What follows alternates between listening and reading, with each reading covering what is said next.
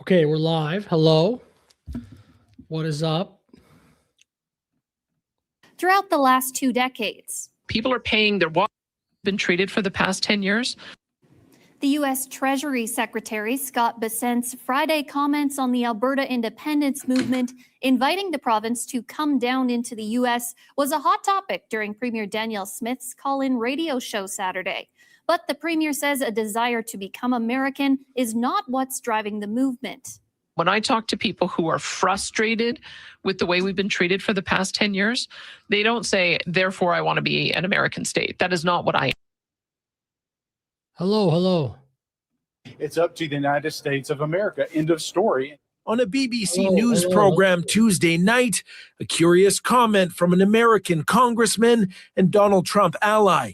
It came surprisingly during a discussion on the U.S. president's promise to take control of Greenland. Quite frankly, I think the people of Alberta would agree with that sentiment, that they would prefer not to be a part of Canada and be a part of the United States because we are winning day in and day out. Andy Ogle's office did not respond to City News' request for an interview to explain that comment.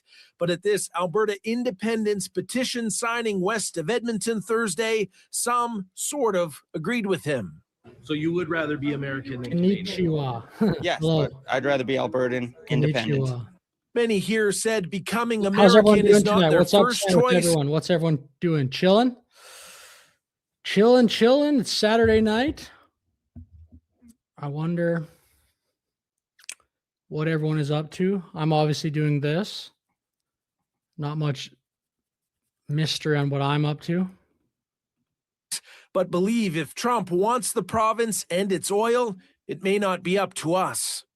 At the end of the day, if Trump decides to take over Alberta, Canada, whatever, we're not going to be able to stop him. So it is what it is. People who want Alberta to separate need 177,000 signatures by May, but the question to be placed on the ballot does not mention the United States.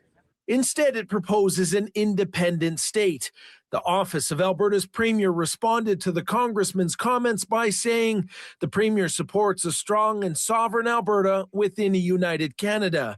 She also believes the overwhelming majority of Albertans are not interested in becoming a U.S. state. The premier has never met with Ogles, and this leader of the independence movement says he's never spoken to him either. I've met with the State Department in the United States. We have discussed U.S. statehood in clear and unambiguous terms. We've advised them that the Alberta independence movement is not interested in statehood, that we are only pursuing independence, and that's exactly the same page they're on. This threat is very serious.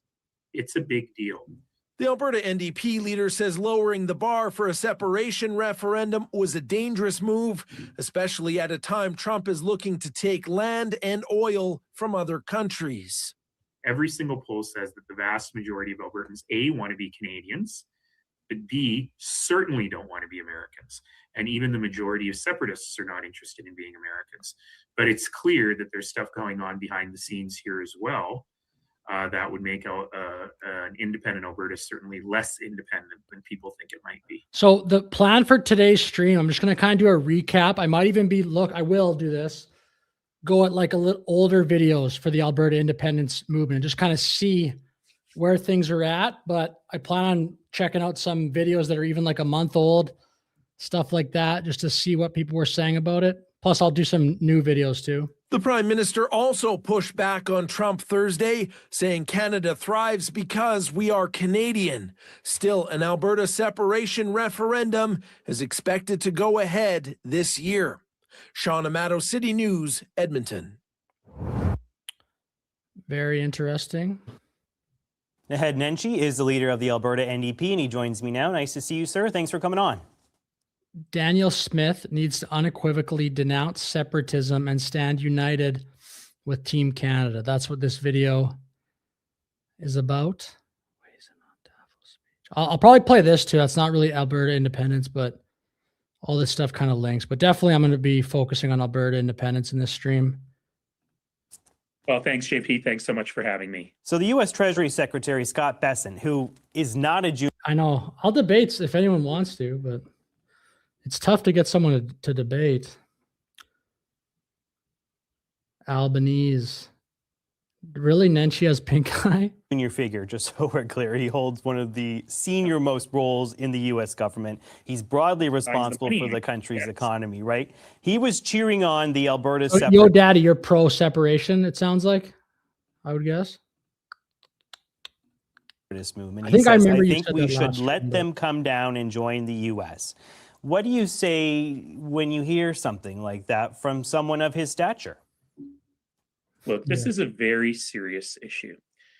You know, you cannot define this as Alberta separatism as some fringe movement. Don't worry about it. The referendum will fail. There are many, many things to unpack here. So before we get to the US, let's start by saying this is Danielle Smith's fault. Danielle Smith has been pandering to the separatists. She made it easier for the separatists to have a referendum when she was asked about it on her radio show last summer, rather than saying, well, we need to talk to separatists because we need a better deal with Ottawa. She straight up said, if I don't pander to my base, she didn't use those words, but if she said, if I don't make a deal with these separatists, I'm going to lose the next election. So now our country is at risk, is at very serious risk to try and save one politician's skin. This is not right.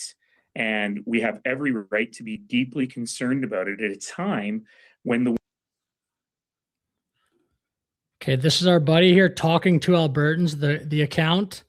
He went out again, although I don't think he had much luck this time. But this is a new video. But we'll play a little bit of this anyway, just see what he's saying. Hey guys, I'm John. Welcome back to my channel. I am here at the West Edmonton Mall with my big, blue, beautiful Alberta flag, showing my support for Alberta independence. And I have a confession to make. Something really serious. So you see, yesterday I was gonna make a video, but it was too cold. I'm just gonna grab some food. And so I didn't make the video. 20 seconds. And that's my confession, guys. Because my question is, if you support Alberta independence, what are you willing to do for it? How badly do you want it? Do you really want it enough? Would you crawl over broken glass for it? Well, I will. Hey, there we go. I'll stand in front of these buses. I'll wave my flag. I doubt anybody's gonna want to stop and talk to me. And that's why I didn't make a video yesterday. Because this is what it's like when it's minus 20. But life isn't fair, guys. And so, that's my confession. Now, my call to action for you. Because I don't know if this video is going to be that interesting, how many people are going to watch it. But my call to action for you is you got to do something today. Get up and do something for independence. If you want this, there are hundreds and hundreds of people in my videos. I only posted 3 videos, guys. And I've gotten like a couple thousand comments. Maybe like 2% are against it. Hey, there we go. If you support Alberta independence, what are you doing for? Is that this guy's name is John? What are you doing to help it today? Now, And how are you doing, Blackbird? How are you doing today? How's everyone's night going? What is up? Saturday night? Maybe some people are watching hockey. That would probably be reasonable. Okay, this is a cool video. This is about 10 minutes long. Berta Proud Dad. It's the case for Alberta independence. Ottawa went too far. That's what he wanted to do. Yes, exactly. And don't get me wrong, I'd love to see Danielle Smith as the prime minister. I absolutely would. But I want to see her the prime minister of Alberta, though. Yes, that's where I was going. They stole that. They stole that from me, man. We're gonna have to cut that, and we're gonna have to. No, we're not cutting nothing. Nothing's getting cut. Yeah. But the thing is all of this circling back because you mentioned separatist. Yeah. Right. And people might think, oh, they went on a tangent about Canada. We just gave you every reason to be a separatist. Exactly. We just talked about it for the past half hour of why Alberta should not be in Canada anymore and cease to exist within Canada because of the hurt. We're tired of watching the 70-year-old greeter at Walmart. Like that just pains me when I walk in, a 70-year-old man or woman sitting at Walmart, because we know why we're there, right? The writing's on the wall. They're not there just because they need to make an income. We're tired of being, our vote stopping at the Manitoba-Ontario border. We're tired of Liberals literally going after oil and gas industry. And we have more than oil and gas here. They go after every industry in this province. They don't care. Few people know it, but France is the only country in Europe capable of building fighter jet engines with such precision. Don't they build them in Sweden too? Maybe not. Thanks to the DGA. So F off, no such thing as independence, Alberta, Canada. Oh, let's go. You want to call in? Look at yourself. France, the only country in Europe. So F off, no such thing as independence. Yeah, look at yourself. You want to call into the show and debate this? That'd be cool. With me. Here, there's a link here. I'll put in the chat. And yeah, if you want to call in and tell me why you think that there's no such thing as independence, Alberta, that'd be great.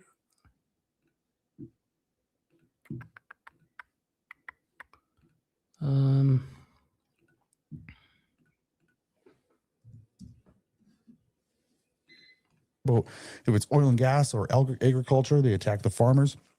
They attack banking, tourism. They attack whatever they want because they do not want this province to prosper. Because if Alberta prospers, Alberta is a superpower, and Alberta can demand things from the federal government. And it goes deeper than that. So, you and I were talking about before, we went on here. Where's Mark Carney right now? He's in China. And then where's he going right after this? World Economic Forum. Goes straight to the World Economic Forum. So if you have any understanding of the way the globalists work, you've seen the thing where during COVID, they had all these newscasters that were saying the exact same thing, in different countries and they're all saying the same thing. Well, it's because it's coming not from their prime minister or president, it's coming from higher than that.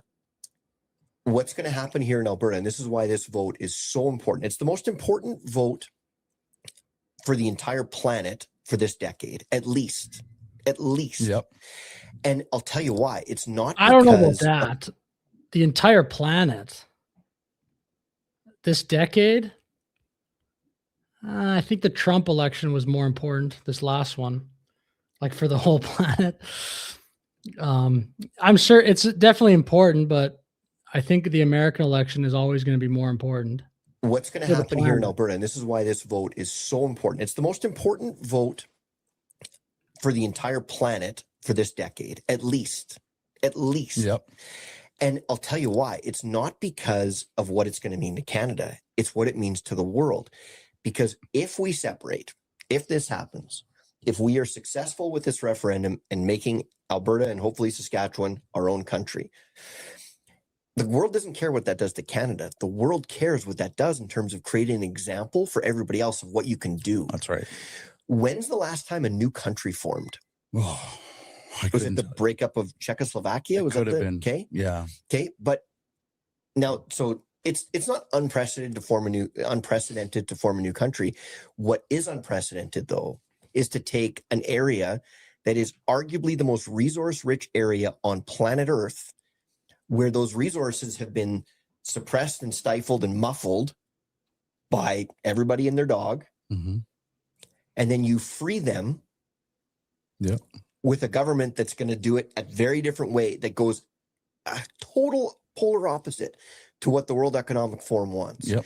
The reason they're afraid is that then we become the example for everywhere else in the world to say, hey, you can do it this way. Yep. Right? Yeah. And I've said this before. I've said Canada is one of the only countries in the world that has seen mass socialism, mass immigration, the destruction of their social structure and in their social services that still keep their resource in the ground. Yeah. The very thing that could pay for everything, they keep in the ground and call it climate activism. It's the dumbest thing in the world. It is insane. It is absolutely insane. Hello, Luke. How are you doing? Thank you for chatting. And so we're literally giving you every reason as an Albertan or for a person from Saskatchewan. Actually, you know what? I'm going to open this up to everybody from every province to separate. We need to make the federal government obsolete in this country. Yes. Because they are stupid. They are. They call it as it is. They're stupid. They don't know how to manage money. They fiscally mismanage all of our money, and we don't need them. No. We truly don't need them. They've blocked Alberta every step of the way. You're talking about the pension fund, like the splitting up of that. Is that what you mean? And we have a path forward. Somebody just asked me before we did this podcast. She called me on the phone. She said, "Hey, do you know if there's any signature drives happening in your community?" I said, "I'm not sure, but Hey, I'll come back to this, but check this out. This is a video from CBC News, Alberta, 2 months ago. Let's kind of see what the tone was back then. This is a little while ago now. A few thousand people waved royal blue Alberta flags Saturday in front of the legislature, declaring their province would be better off without Canada. The Alberta Prosperity Project organized this rally, a group that wants the referendum question, "Do you agree that the province of Alberta shall become a sovereign country and cease to be a province in Canada?" Alberta's court system will test the question's constitutionality next month before the group can gather signatures. Alberta has sacrificed enough. The people here already know they'd vote yes. At the rally, some like Colin Krumka believe federal equalization payments and environmental laws have limited Alberta. I've worked 44 years in the oil patch, and the East has always taken from here and abused us. And I'm sick and tired of it. Others, like 38-year-old Katrina Baker, just don't trust Ottawa. I wish Alberta could stay part of Canada, but unfortunately it's been this way for so long. Nothing's going to change. And especially with Carnian, it's going to get a lot worse. Though economists have warned Alberta would be poorer without Canada, 24-year-old Ryan Cooper believes the cost of living would go down. I can't afford a house, right? Like everything, cost of food has gone up exponentially. It is brutal. Darwin Thiessen, who wore a Make Alberta Great Again Nice. That hat is fire.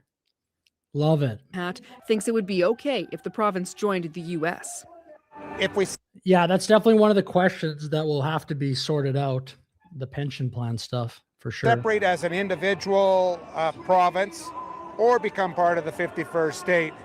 Either or. But I think we need to stand up, because if we don't stand up, we're just going to be bowled over. A second. Who would you say are the leaders right now of this movement? Wrath, Sylvestre, maybe Unacceptable Fringe, maybe Marty up north. Who do you think would be the leaders right now? Petition pushing for MLAs to vote on Alberta staying in Canada is approaching its deadline. It needs to hit 300,000 signatures by Tuesday. Sam Sampson, CBC News, Edmonton.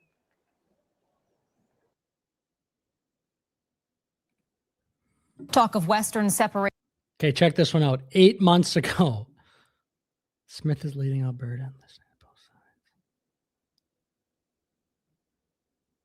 sides. Yeah, 8 months ago. Let's see what they're talking about. There's also that clip of the Bloc laughing at this, which is quite comical. Arrived on the steps of the Alberta legislature. Hundreds gathered to advocate for independence, while Indigenous groups. Yeah, sounds good. You just click the. It's in the description or the pinned message, and it's right there too. Stood in opposition. CTV's Kathy Lee on the growing divide. The sound reverberated off the stone walls of the Alberta Legislature building. Hundreds supporting the separatist movement gathered in Edmonton, denouncing federal policies. We have been dominated by Eastern politicians and Eastern politics.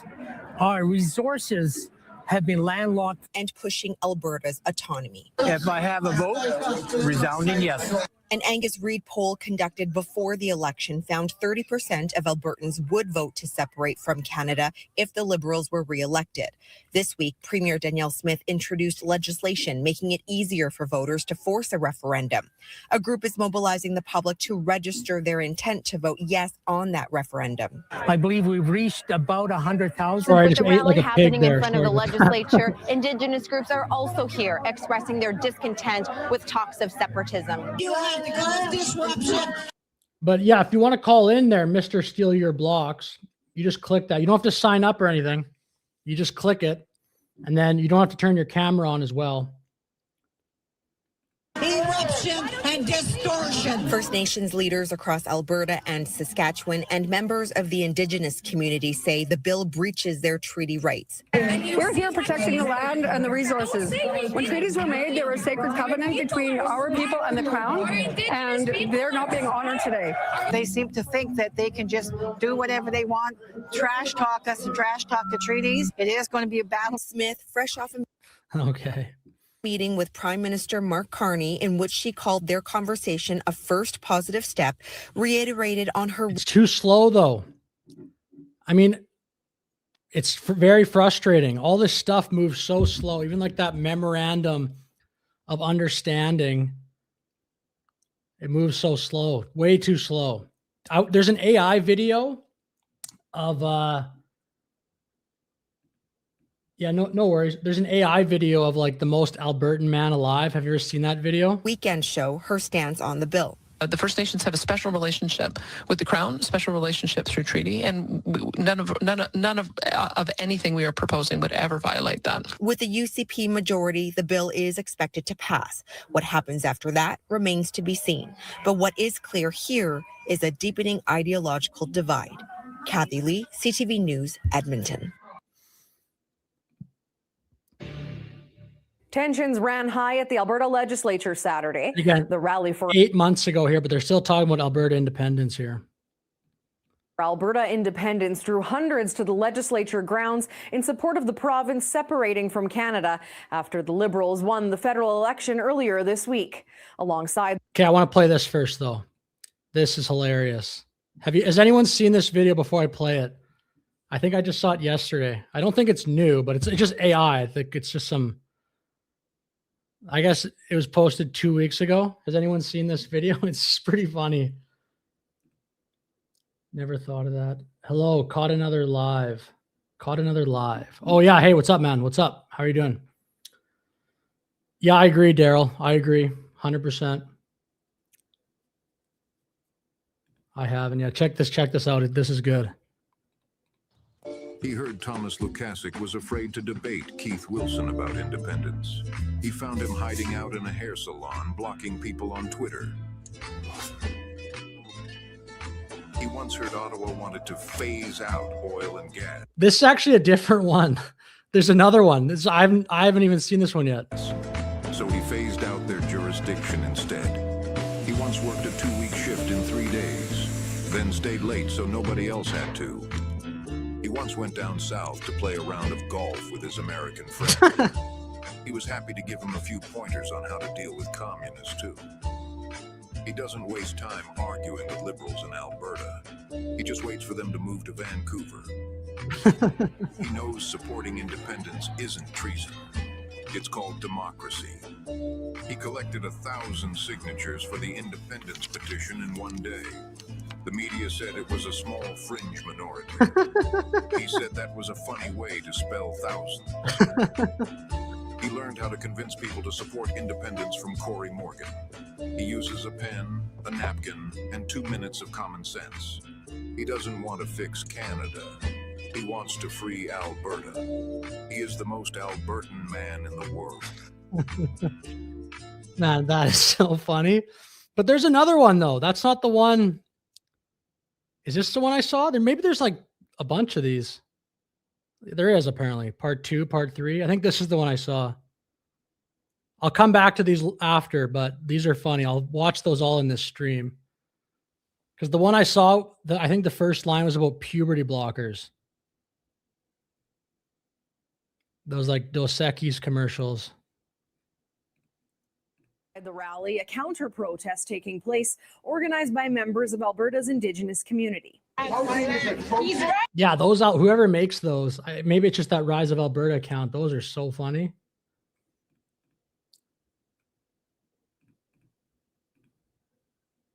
Laptop is in. Yeah, it's all good. It's all good. Already signed. Cool. This, yeah, amazing. Based, cute. Alberta tuxedo, of course.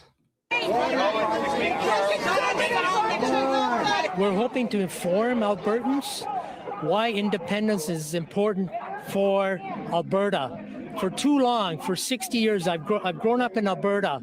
We have been dominated. Like we basically just saw this. Joining me now is Heather Kohlberg, Mayor of Drumheller. Mayor, good evening, and thank you for your time here on CTV News Channel. Good evening. Today, the Premier said that she 100% respects Indigenous treaty rights. What's your understanding? Good evening to you both, and let's begin with separation supporters demanding a conversation on leaving Canada. This is now a completely abusive relationship. And our only alternative, mediation has failed. And so our only alternative is to now file for a divorce from Canada.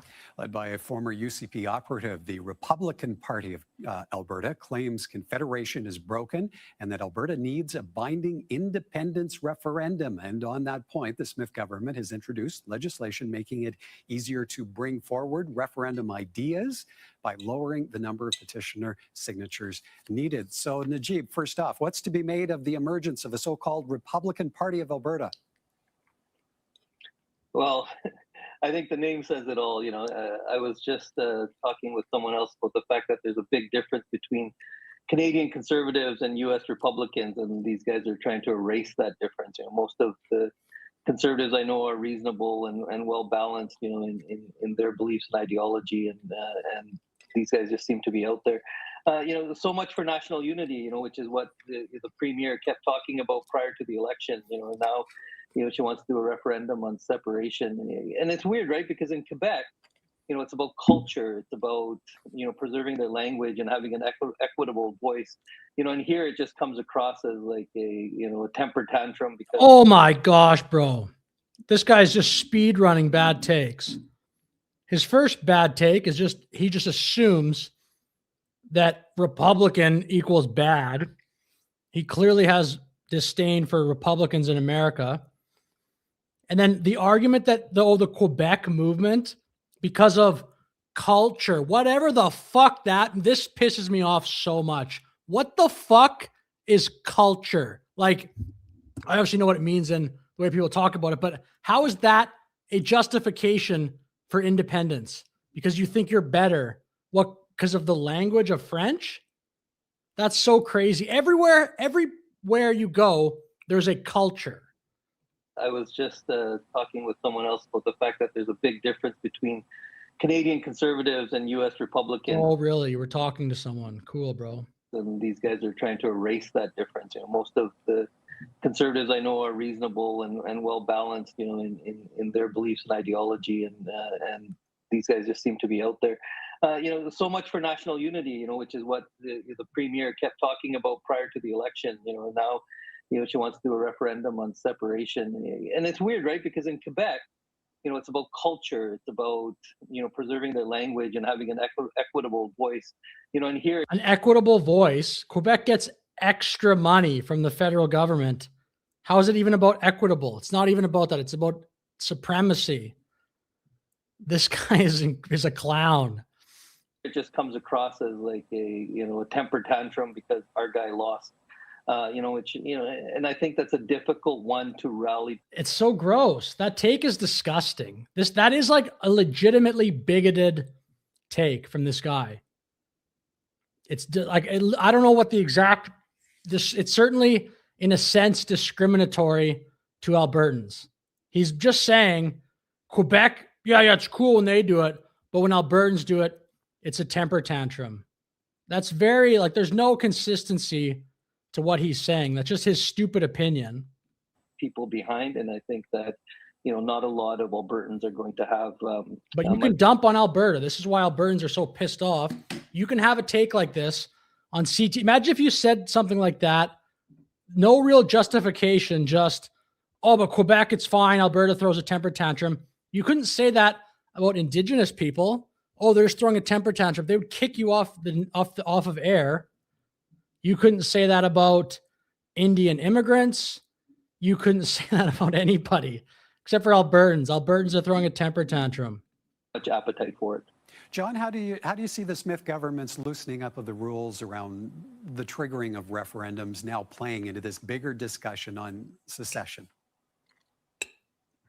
it seems to me like a bit of a sorcerer's apprentice gambit, right? Trying to use this, very small, but amongst that's very. What's up? Look at yourself. Little leverage against more powerful neighbors like Canada and the U.S. currency and banking. Alberta would lose access to the Canadian dollar. That's not guaranteed at all. And the stability of the Canadian banking system. There is definitely questions about what the currency would be. I think if Alberta became an independent country, they'd probably continue to use the Canadian dollar. Probably. I mean, I don't know. Who knows? Maybe they'll have their own currency or else use USD. But that doesn't inherently mean that Alberta is going to lose access to the Canadian dollar. And then little leverage. I mean, it becomes a smaller country than Canada. There's no question, but Albertans would probably say we would take that trade, that want to leave at least, we would take that trade for being able to govern ourselves more. Obviously, with the energy sector probably being the most important one, just the ability to actually take our oil out of the ground, ship it like we want without having to constantly basically ask Ottawa for permission for so many different things. So it's true. I mean, there are things that you would lose. Like it is different. It's not all pro, but I don't even know how much leverage really Canada has as a country anyway. It only has leverage when it gangs up with other countries. Oh no, not the loonie. It comes across as freedom. The loonie is becoming the peso. It kind of is. Small group, very real set of sentiments as a way to have leverage in negotiating. Nice, Luke. That's like a Spartan race logo too, or maybe it's not, but like a new relationship with Ottawa, with the federal government, with the rest of Canada. I'm not sure it will. Yeah, I wonder, what do you think the approval rating for Danielle Smith is amongst people that want to separate from Alberta? You think it's 50-50 or? Pay off, because there are many more Albertans who want to remain with Canada than who want to separate. And in fact, a lot of the people who sort of express sentiments, separatist sentiments on surveys, the number will fluctuate depending on not just on. It does. That take was so bad. Sort of the context around which the surveys. I'll go back to him. Let's see if he has any more bad takes. Exert leverage over Ottawa, because all it does is it alienates many of the conservative but federalist. Hello, Mr. Crow. Are you from USA or wherever you're from? It's all good. Too many Indians, too many immigrants, man. We have too many immigrants for how many immigrants we can absorb.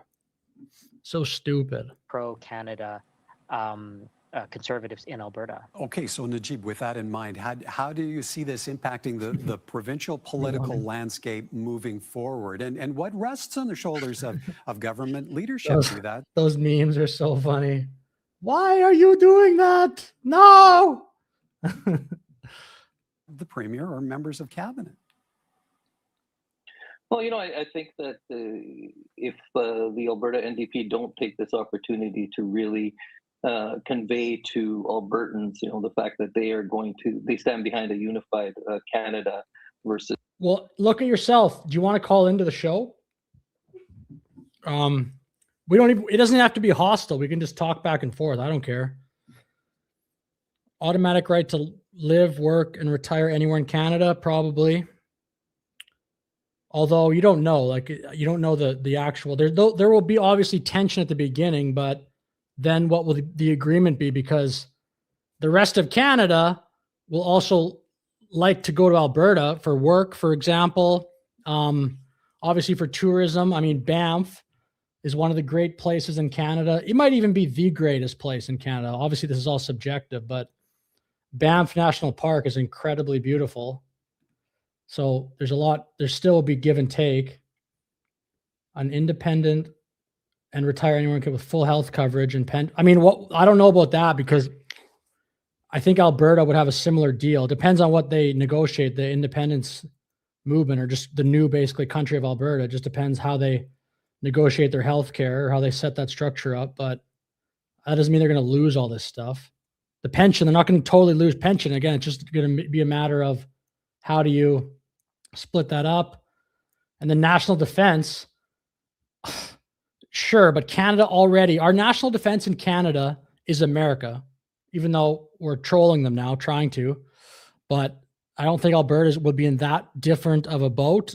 Alberta probably would like to immediately try to get into NATO. I don't know what would happen there. I kind of assumed that Alberta would be admitted to NATO. That's just like me spitballing off of, like, I'm not claiming to be an expert on foreign policy. I'm not, but Alberta would fit the profile of many NATO countries. Is the UCP, talking about separation? This is exactly what Prime Minister Carney did with differentiating himself from the federal Conservatives. So it's a great opportunity for the Alberta NDP to do that as well. And I just thought, as John said, I don't think there's much appetite for it out there. And we've seen referendums in the past on electoral reform and UBI and these things. And I've done a lot of market research in my time, and it definitely how the questions are positioned really tries to confuse the issue and get the intended result. And that's the other danger with referendums like this, is that it'll be so convoluted in terms of how it's positioned to Albertans that no one will be able to make heads or tails out of it. All right. Well, the rise of separatist sentiments will undoubtedly drive discussions when New Democrats gather this weekend. Dialogue around a different kind of divorce will be on the table. Our practice has been, if you are a member of the provincial party, you are automatically a member of the federal party. And so members will be asked this weekend to give people the option of joining the federal party or not when they join the provincial party. The party will hold its annual convention in Edmonton this weekend, and dialogue around breaking ties with the federal party picked up steam during last year's NDP. Okay, do you guys know this person, Charlie Angus? He's a former NDP guy, very leftist guy. He's probably one of the examples of a leftist YouTube channel in Canada. There aren't very many, but he definitely fits the bill.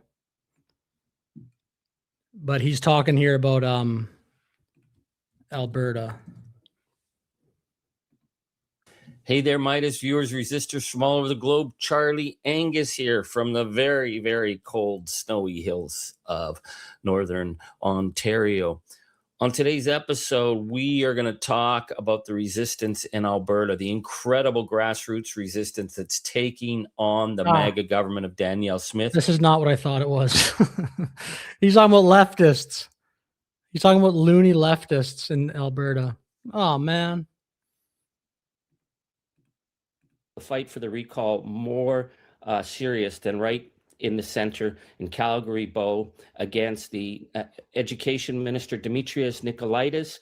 We have, I think, 21 recall petitions underway. So this is a mass movement of people. So I'm so pleased. Because I will. And that's what we need everybody to do. Yeah. Find out, do you know where to get those signatures? So I just talked to Tanya Clements today. So for those that don't know, Tanya is one of the members of the Alberta Prosperity Project. She's awesome. She's like a 4th or 5th generation farmer from Southern Alberta. She's just salt of the earth. She's great. So she said that I think it's Elections Canada has to approve the canvassers.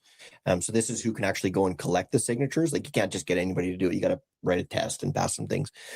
So the reason that there's no like actual places where we can sign right now is they haven't been approved as canvassers yet. So that's coming soon, very soon. And then if you just go on the Alberta Press Party website, there'll be other places. You and I'll be. Hello, thank you for chatting. Shad E. Everton. Oh, Shade. I'm an idiot. Shade Everton. As a Texan, I support this. Willing to make a deal. Canada can have Minnesota. Those maps on Twitter where people are like reformatting the map to include Canada or include Alberta in America, then gives Canada Minnesota. Man, Minnesota is a mess right now. Showing it like crazy. Yeah. So is Canada, though, but you'll find where you can go and sign, because this isn't like an online petition like it was before. This is, no, you actually have to go in with your Alberta ID, show who you are, and actually signature in front of someone who can certify your signature. Yeah. It's very different. Yeah. And that's the thing. And that's what we're going to need. Right. Oh, yeah. And we got to get organized quick. Absolutely. And to the people who might watch this and before you go to throw hate on this. And I've got more videos, but if anyone has a video on this topic they want me to react to, you could put in the chat. You can just put like the title of the video. Not guaranteeing I'll watch it. Depends kind of what it's exactly on, but as long as it's under this umbrella, I'll probably watch it. Open your eyes. Yeah. I want on one question. How is Canada better than it was 15 years ago? And what can we benefit from if we separate from Canada? Yeah. I've only been to Jasper, I think, once, and I was a kid, so I don't even remember. I don't hate Canadians. No, I don't. I love Canadians. I will always be Canadian. This is the country. This guy, I think, is still going to that influencer meetup in Calgary. But did you all see the drama behind that with the poster? All these faces were on the poster. Marty up north, and then recently, Unacceptable Fringe have said, "Okay, no, we're not going." The story's a little different for those two people. Actually, I don't think those two people even like each other, based on some X posts, which is kind of interesting. But there's certainly drama with that influencer meetup because it's in Alberta. It's in Calgary, but it's coinciding with Poilievre's leadership review. I was born in. But the thing is something has to give. And we've seen time after time after time that nobody cares about us, yet we feed Yeah, Charlie Angus is crazy, man. Corporal HD, hello, thanks for chatting. the nation. Yeah. It's crazy. It's exactly it. And I want you to think about something else. And this is the part that really, gets the hair on my arms to stand up. You know how you and I and everybody, if you're listening to this show, like I guarantee you've had this conversation with your family. And that conversation is, where would we move if things get worse? Mm-hmm. Right? Like, where are we going? You think, we go to... Where would you go, chat, if you could move? I'll assume most people are probably from Canada. Some people are probably from America. That's probably it. I don't know if anyone's watching from like Sudan or anything like that, but where would you move? I'd probably move. I was the last 2025, last summer, pretty much fall. I was in Bali, Indonesia, and Thailand. I'd probably choose one of those. I mean, they were both really, really fun. Texas, or I'd go to, like I know some people moved to Argentina after their election, or maybe I go here, or maybe I go there. Every one of those places. I'd go to USA too, but USA is a little harder to move to. You got to have like, there's definitely countries that are easier. That you talk about is at best a temporary solution, Mm-hmm. right? Like the United States is one election away from going back to where they were. That's right. Right. And the one thing with United States politics is they can. I know, but the USA has such a strong conservative movement that they keep the country from going off the rails. In Canada, it's like left. It just keeps being left, center left, far left. It's not really the same thing, I think. Even when the right wing in America is not in power, they are so loud. There's such a culture of free speech in a good way that I think America kind of hits the pendulum way better lately than Canada has. We just keep going one direction. They can switch back and forth very, very quickly. Mm-hmm. Canada, you can't do that. Like if Pierre Poilievre wins, if they call an election this afternoon. Dude, I've heard about this militia crap. Did you see the post about underneath Laura Babcock's Twitter page? It was like from a seniors curling club is like, we're ready to fight for Canada. That's so funny. Some 70-year-olds going to the border to take on the U.S. military. And he wins it. It would take him 20 years to undo what the Liberals did. Absolutely. I don't think he could. And actually, I don't think he could possibly get elected for a second term if he actually did what has to get done. Mm-hmm. There's no chance. No. Yeah, man. And to me, for sure, Carney's biggest mistake of his term by far was that Davos speech. And we're already seeing the ramifications of that. Like today, I would say with the 100% tariff talk from Trump, I think we're already seeing that come home to roost.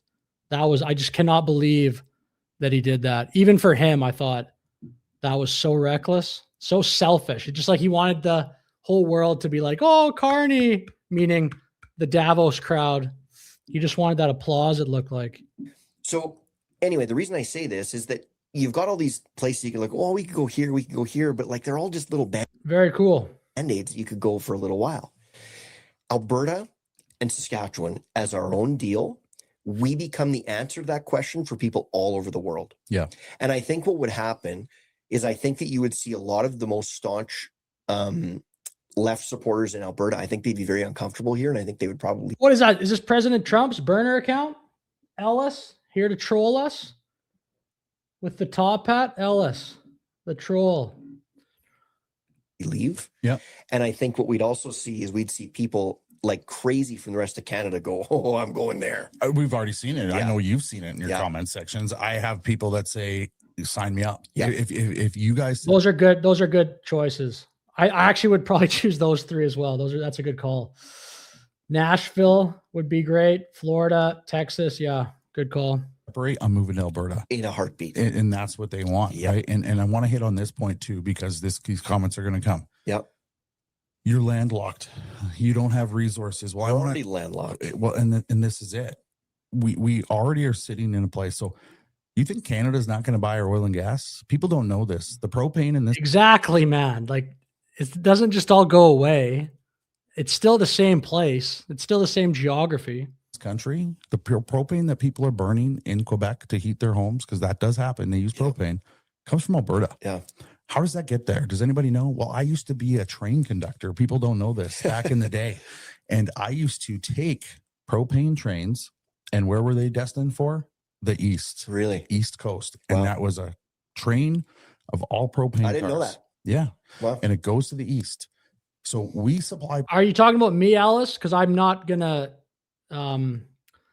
Although people try to explain how it is in the United States when they don't live there, I don't, dude. If that's what you're talking to me, I don't give a shit. I'll talk about whatever I want. And if you think I'm that, come debate me. Then there's a debate link. I don't care though. I'm not gonna. I'll just keep. I don't know if you're talking about me, but I'm assuming you are. But I will continue to talk about whatever I want to. You should care about. Aren't you are you like a lefty?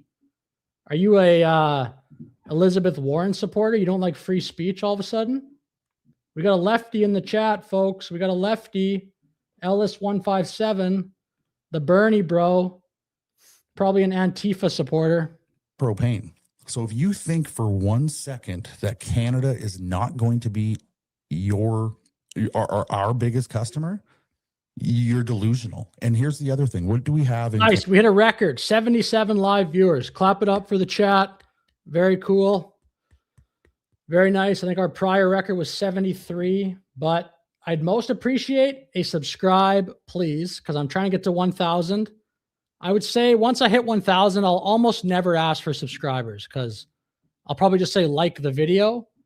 But the annoying game of YouTube when you're starting out a new channel is trying to get to 1,000. I actually have another YouTube channel too. I've done this before. The annoying part is the beginning when you just are not at because you don't make any money. So I'm just doing this for the love of the game. But it is fun. So it is kind of true. I'm saying that as a joke, but it's also kind of true. This is my other YouTube channel. If you don't know, but I'm not saying go watch it, but this channel is my other one. It's obviously above 1,000. But yeah, trying to get a channel to 1,000 off the bat is a little bit of like the initial game. Canada. It founded this country. We have two big railroads. We have the CN Railway and the CPKC, Canadian Pacific Kansas City. They come out of the Port of Vancouver and they take goods across the country and they take goods back. Right. Well, they got to get through Alberta. I don't know if anybody knows anything about building railway, but it can't be that easy. It can't be that easy to go up through northern British Columbia, over into the territories, and then back over into Manitoba. Really? Luke? Did that actually happen? I feel like that probably wouldn't be news that would break on Saturday night, but has anyone else heard about this? Boomer, we take guns to... I don't even want to think about Canada versus USA in any kind of conflict. Everybody knows what would happen. And it's not good for Canadians.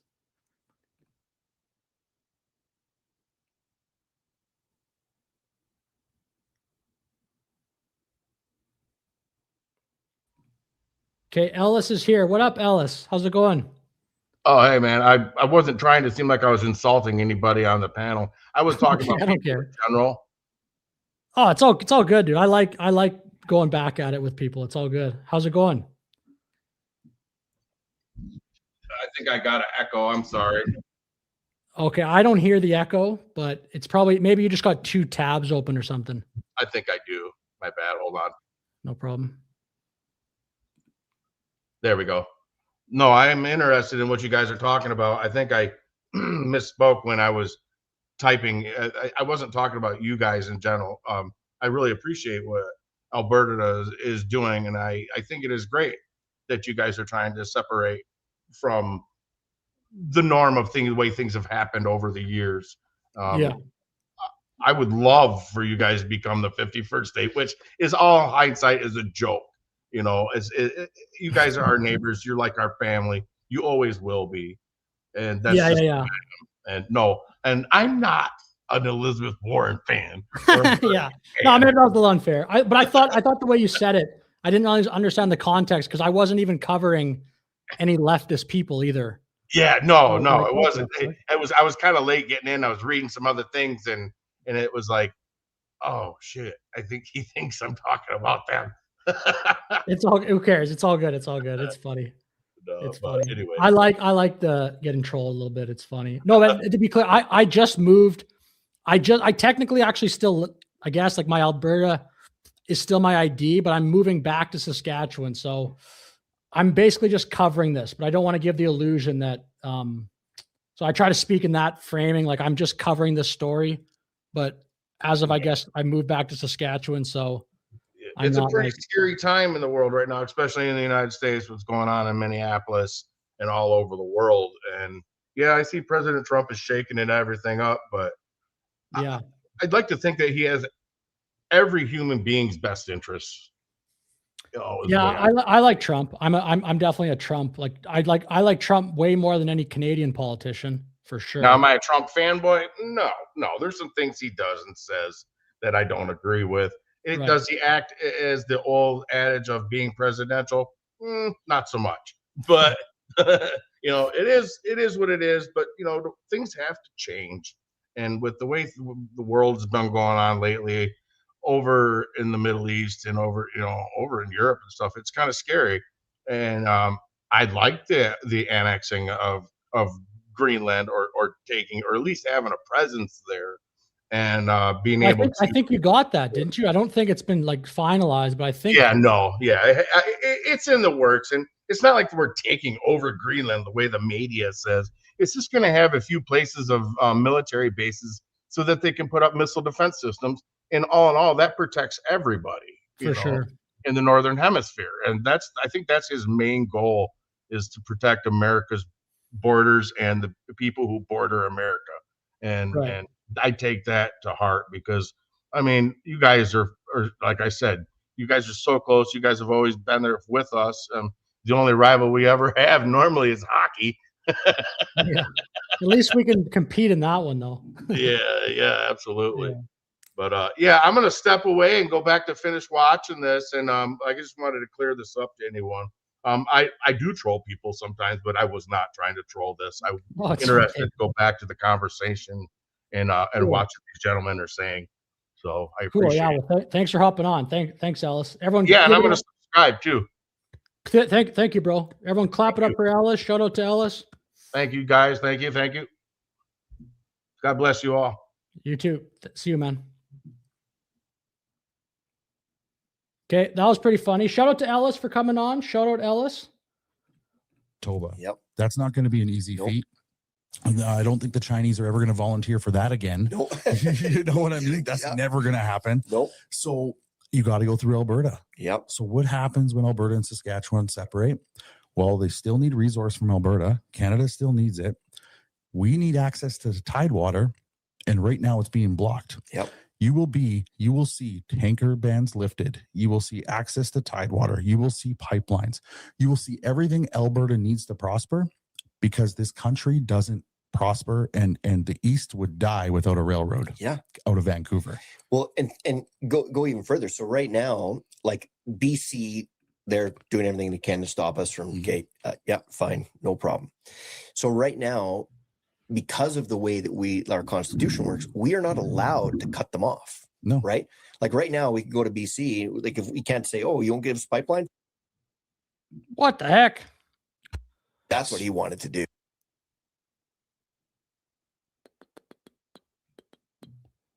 That just shut off kind of abruptly, but all good, all good. There's quite a few more videos to cover.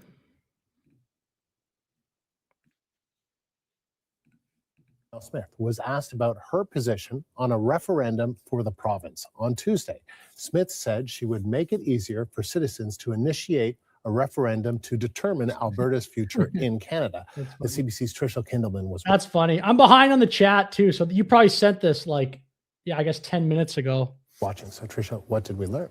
Well, so today was talking about some energy plans that were put forth by the feds and sort of how the province of Alberta is not really willing to do what they're looking for on the timeline that they're looking for. But now this is also coming up just as, like you said, Andrew, this a bill was put forward on referendums. And yeah, thank you. Oh yeah, on the 77. Yeah, let's go. Let's go. And potentially what that could look like in Alberta. So now they did lower some of the thresholds, or they put a bill forward that would allow them potentially to lower those thresholds. That would make it easier for what Danielle Smith is calling direct democracy for citizens. She said they've had referendums before on things in that province, like VLTs in communities and that sort of thing. So she was sort of downplaying the separatism aspect of it as she was being asked about this. But she was asked by reporters also, Andrew, at the same time about the fact that there were people out. Yeah, that's interesting because the Democrats probably wouldn't like it. I think Alberta would be, I think it would vote Republican, but I don't think it would vote Republican by like a ton. I don't think Alberta would be as Republican as the deep red states. I don't know. I would picture it more like Ohio, like usually votes right. Maybe the odd election, it would go left. Maybe you don't agree with this, let me know, but I think Alberta would be somewhere like maybe a little bit to the left of Texas politically. Side of the Alberta legislature today with signs and things calling for potentially Alberta sovereignty, for a referendum. I mean, there's, if you go to downtown, at least where Calgary when I was there, I mean, I didn't feel, I lived in Calgary just recently for like 3 years. It did not feel that conservative to me. It didn't feel leftist, but at least in the downtown, I mean, there are a lot of, the whole of Alberta is not far right for sure. Now it's the most right-wing province in Canada. There's no question. And I also played hockey in Bonnyville, Alberta. That felt right. So when I was there, that's like a smaller 7,000 town city, maybe small, it's probably considered a town. That feels right-wing.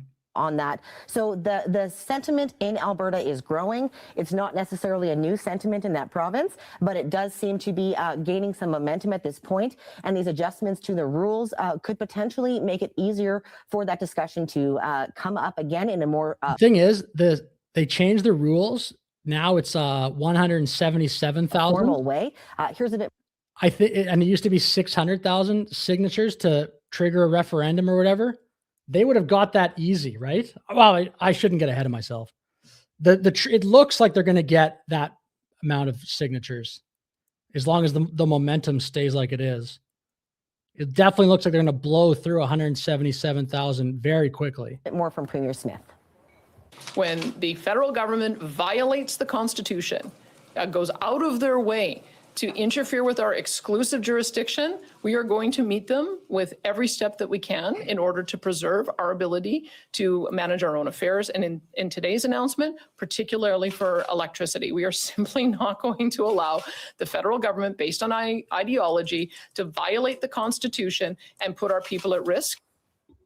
And now, during the election, we had seen some polling actually done around the separatism idea on the prairies, and an Angus Reid poll actually showed that 3 in 10 residents in Alberta and Saskatchewan, about 30% or so, said that they would be open to becoming its own independent.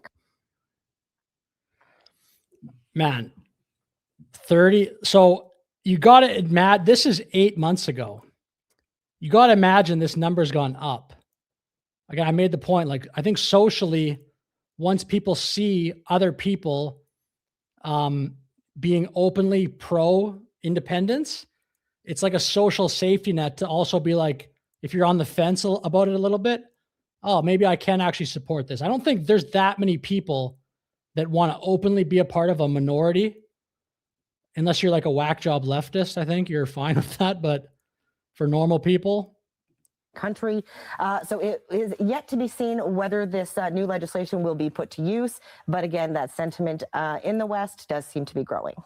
And we're already hearing some pushback against this separatist sentiment, though, some strong pushback. Yeah, absolutely. So Danielle Smith again saying, shade Everton. I am, but who knows? I still think U.S. overall has the best long-term prospects. Like a lot of the problems that the US has, they're actually worse everywhere else. Like USA still at least has decent economic growth. A lot of countries, Canada, a lot of the big European countries have like the demographic challenges, the immigration challenges, but with like a flat economy as well. that Well, who knows? Like the future's unknown, but energy regulations from the feds go against the Constitution, since energy is technically under the jurisdiction of the provinces. So this, again, she's saying could stoke this sort of referendum and that sort of thing. But we have heard from a number of First Nations leaders who are essentially reminding her that treaties predate a lot of these agreements between the feds and the provinces. Here's one from the chief of the Piikani First Nation in Alberta. It says it's at this point that the First Nations in Alberta representing treaties 6, 7, and 8 must remind Albertans and their leaders that the aforementioned treaties predate Alberta. And they went on to say that those are treaties with the Crown, and Alberta lacks the... Hello, PBE. Thank you for watching. Watching from NYC. Nice. Shout out to New York. I've been there one time. It was like a school trip. It was for free somehow, but I was in like this finance class and we got to go to New York. It was awesome.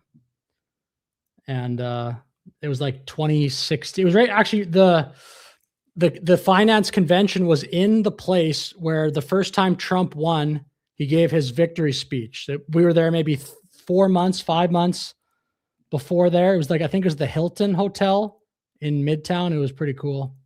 Authority to interfere with or negate those treaties.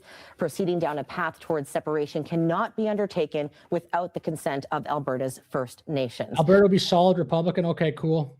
Good take. Good take. I wonder exactly where I think it would be Republican most of the time. That'd be my take. Like 80, 90%, but maybe all the time. Maybe I'm wrong on that. So again, now, Andrew, we have to be clear that there is nothing official underway at this point. No referendum officially in place. Okay, Quay J thinks that Alberta would be a swing state. I think it could be. It could be. I don't know. Like I've heard that opinion on it before, and I don't. Only Edmonton is socialist, but no, all about 60% is still a lot. Alberta Patriots in Edmonton. Everyone except you, David. At all. This legislation is still just a bill in the Alberta legislature. So, but again, we have heard a fair... Yeah, that's cool. Cold Lake. We didn't go to Cold Lake that much. It's close, but Cold Lake had a McDonald's. I think sometimes we would drive because at the time, Bonnyville never had McDonald's, but Cold Lake did. So it's like a 20-minute drive, maybe 30-minute drive. 35-minute, something like that. Recent days, especially about that sort of Western alienation sentiment. In the past, they had a whole Maverick Party that was based on the sort of Wexit plan. So it's not necessarily new for Alberta, but it's entering a new phase, almost, I think we can say at this stage. Because a vast majority of Albertans voted for the Conservatives, not for the Liberals, and so this is maybe the result of all this. Yeah. Tricia, thank you. The CBC's. Well, I don't know about this. America protects Canada every day just by virtue of being the great power. Yeah, I don't agree with this, Republic of Alberta. I mean, I think America could take over Canada in 2 seconds. Tricia Kindelman here with me with the latest. For more on the relationship between... I think there was a study. It's like 2 hours. America could take over Canada in 2 hours. Sask is more conservative. I don't know. I think Alberta's more. Alberta and Ottawa. Okay, I'm gonna go to this is a recent video here. But it's worth it. I'd rather stand in line for 4 hours than live under a liberal government for 5 years. So that's facts. I don't like the liberals. As you can see behind me, there are hundreds of people Really, already passed 600,000. Wow. lined up to sign a petition. What's the question? I kind of feel Should like that would be a Alberta rumor. I've heard rumors of 200,000, but I don't know. separate from the rest of Canada. And what we also have pictures of is these long lines of people waiting to sign. They need 178,000 signatures by May 2nd to trigger I agree with this, Luke. a provincial referendum. Alberta just booked a massive independence win. And yes, it came from leverage. This is the moment Canada lost control. I agree with this. America protects Canada every day, 24/7. Of the Alberta question. And once that happens, the 51st state conversation stops being crazy and becomes inevitable. Because once control slips, outcomes become unpredictable. And that's exactly where we are right now. Alberta needs to be strong and free. Yeah, I think I've watched a little bit of this. This guy probably is recycling clips, which is fine, but Support for Alberta sovereignty is on the rise. So, what changed? Why does this moment feel different? This is the moment where the narrative flipped. The second this became an Elections Alberta approved petition, it stopped being something the federal government could laugh off. It crossed a line from talk into structure. And we've seen what this can do politically when hello, John Jacobs. How are you doing? Thank you for watching. Indiana. Very cool. Very cool. you know, this type of emotion is not channeled towards something more productive like a vote. We saw it during COVID. We've seen it during other sort of protest events in the last few years.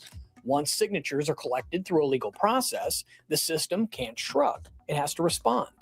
That's why this already counts as a win, not because Alberta is independent. I think though I think this is kind of true in like the world. This seems to be true that the cities are all blue in the downtowns, but I think New York City is probably more blue than Edmonton or Calgary. I think. I don't know that those cities are that left. Like Toronto is way more left than Edmonton or Calgary, in my opinion. For sure, I would say that, unless someone disagrees with that. But yeah, all of Alberta is red for sure. I guess technically it's different. In Canada, they're flipped. It's blue is conservative and red is liberal. But because Ottawa can no longer pretend that this is fringe nonsense whispered on the internet. And here's the part most people don't want to admit. A petition is far more dangerous than a poll. My understanding is that we had well over 10,000 I like the CBC clips though, because I think it's good to just point out the propaganda. people, go through the line in Edmonton this weekend. We had 5,000 people in Okotoks. I mean, those are just the two events I was focused on. There were events all over the province. And that has led to, significant political change here in Alberta. So Yeah, it's like so freezing. It's like where I'm, it's like minus 30. It's brutal right now. this is probably the most effective way of channeling that energy into something. And we'll see if this gets on the ballot later this year. Polls ask people how they feel. Petitions force the state to act. This one has teeth. It has a clock. January 3rd to May 2nd, a fixed window, a hard target, 177,732 verified signatures. Hit that number and the issue detonates inside the political system. Miss it and it still doesn't go away because the attempt itself exposes how much pressure is sitting underneath everything. So ask yourself this. Yeah, Luke, I've said this before. I think they will keep the number secret. I think it's actually smart strategy to do that because it just obviously, if they say, "Oh, we're at the number, we did it, we made it," why would people want to go wait in the cold? A lot of people still would, but it makes sense to just not even say the number until the entire thing is done, I think, and then be like, "We're at 800,000, we're at 1.2 million." When was the last time a government panicked over public opinion? They don't. Governments lose sleep over the process. Dude, whatever. I'm fine with you giving these takes, but they're so incorrect, Republic. Like, all your other takes on Alberta have been great, but America, it's so funny. Whatever, you could say what you want. It's fine. You can talk. I'm fine with this, but this isn't correct. Has nothing to do with Trump wanting to make Alberta the 51st state. It has to do with the fact that Canada has basically become a communist country controlled by communist China.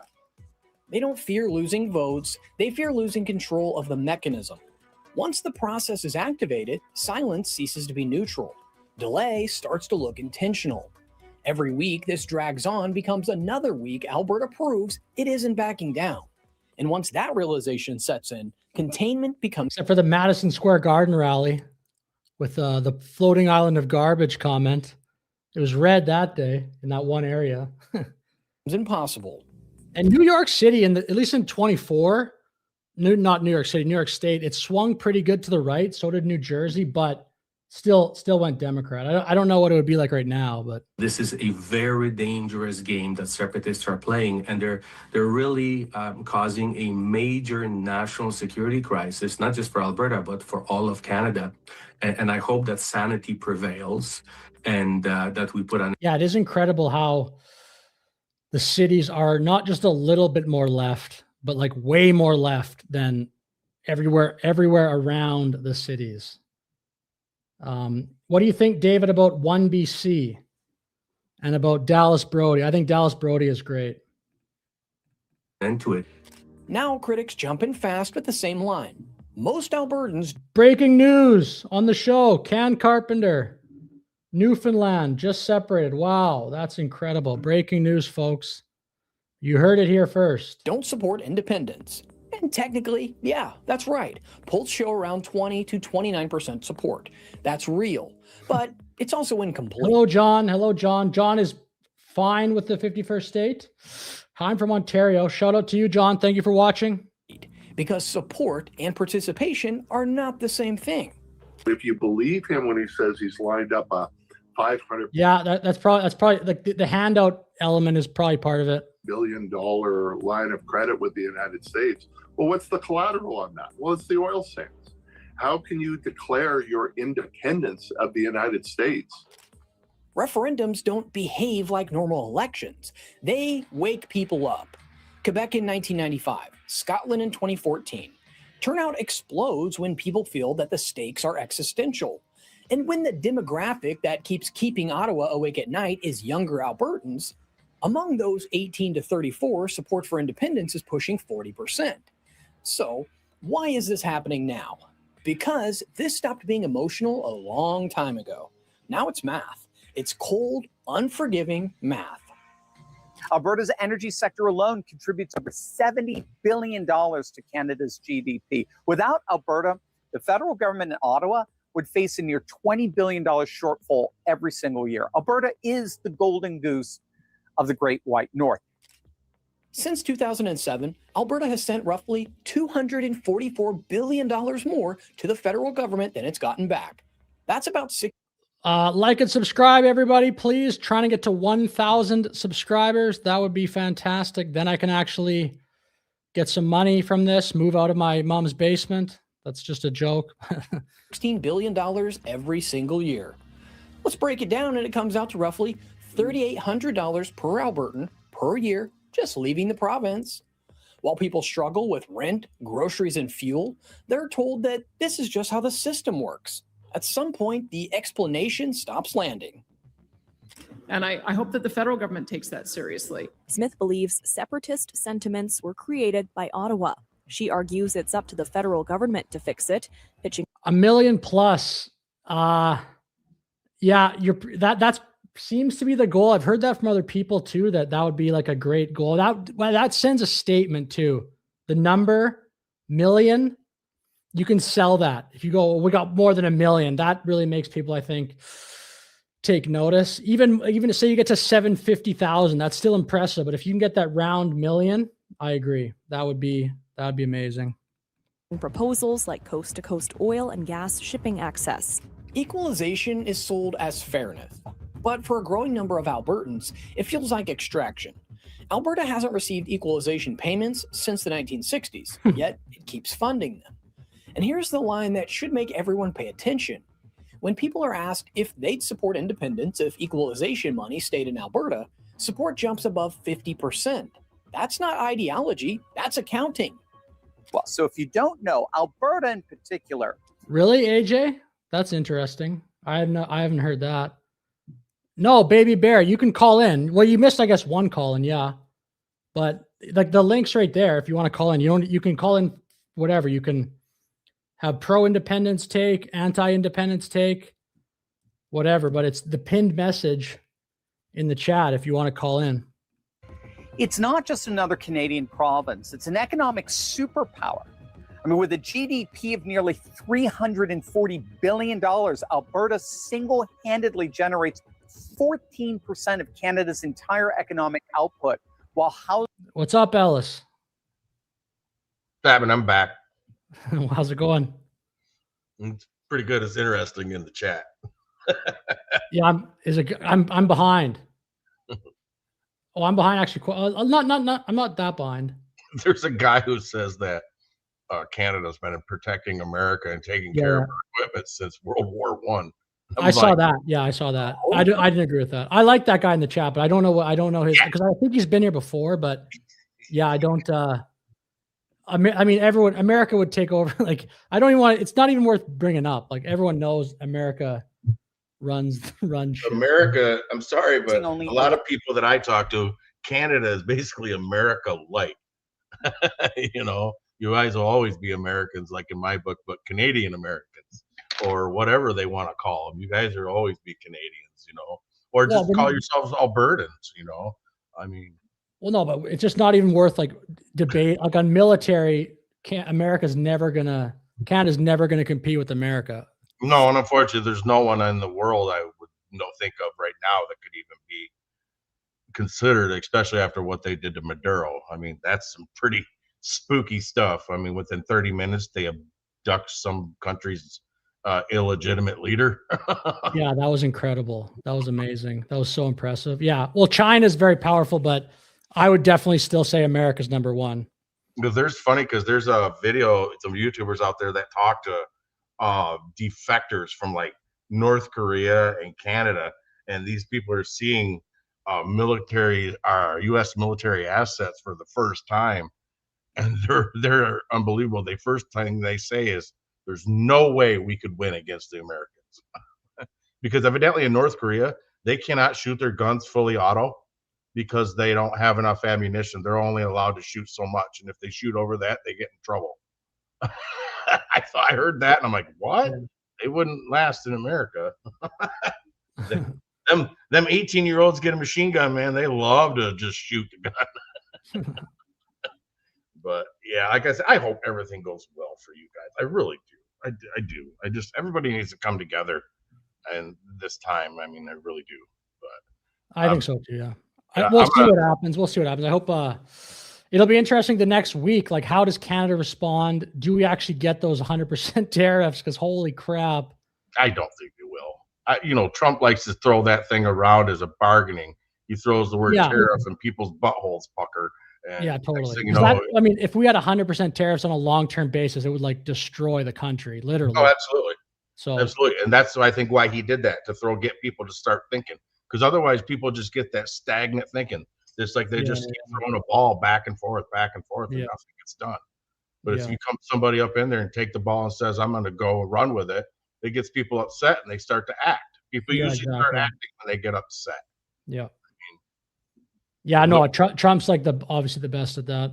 I know Canada does not like that. And the last stream I just did was all on that. It was all on the tariffs. So there's like the stream I did earlier today, pretty much. And Canada falls for it every time. The CBC crowd and the political kind of leaders in Canada, they freak out every time. And then Trump probably looks at that and goes, well, I'm going to do it every time then.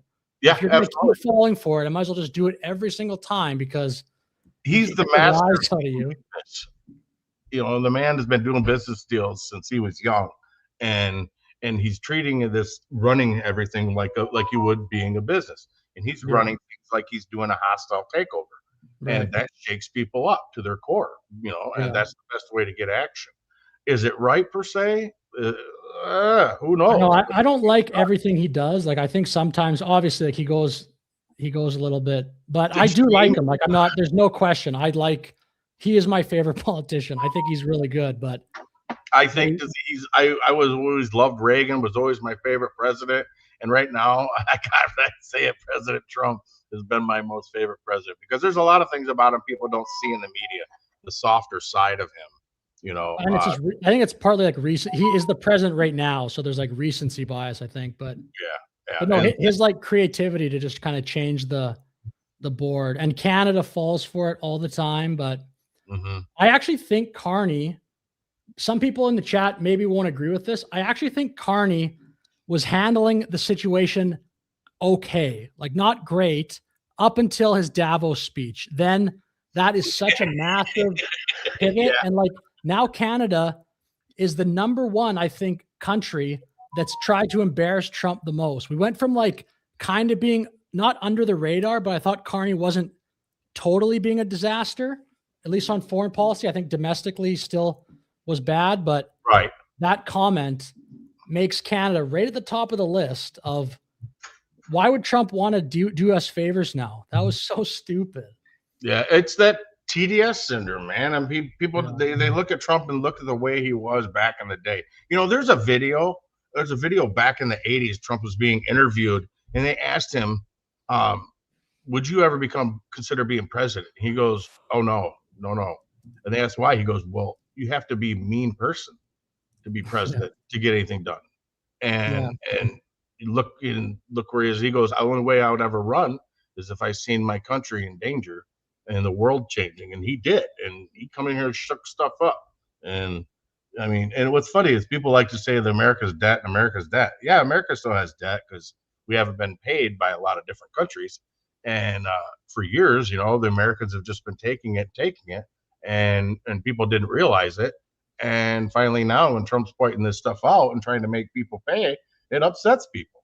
And you know, and then Trump's not just looking out for the Americans, like I said, he's looking out for pretty much everybody in the Northern Hemisphere. And then when he also, you know, you look at what's going on over in the Middle East, that touches his heart with all the bloodshed that's being done, you know. And there's an interview he had with Tyrus, if you ever get Tyrus. Yeah, I know Tyrus from on Fox. Yeah. You get to know a little bit more about the man and realize that yes, he is human. He's not a politician.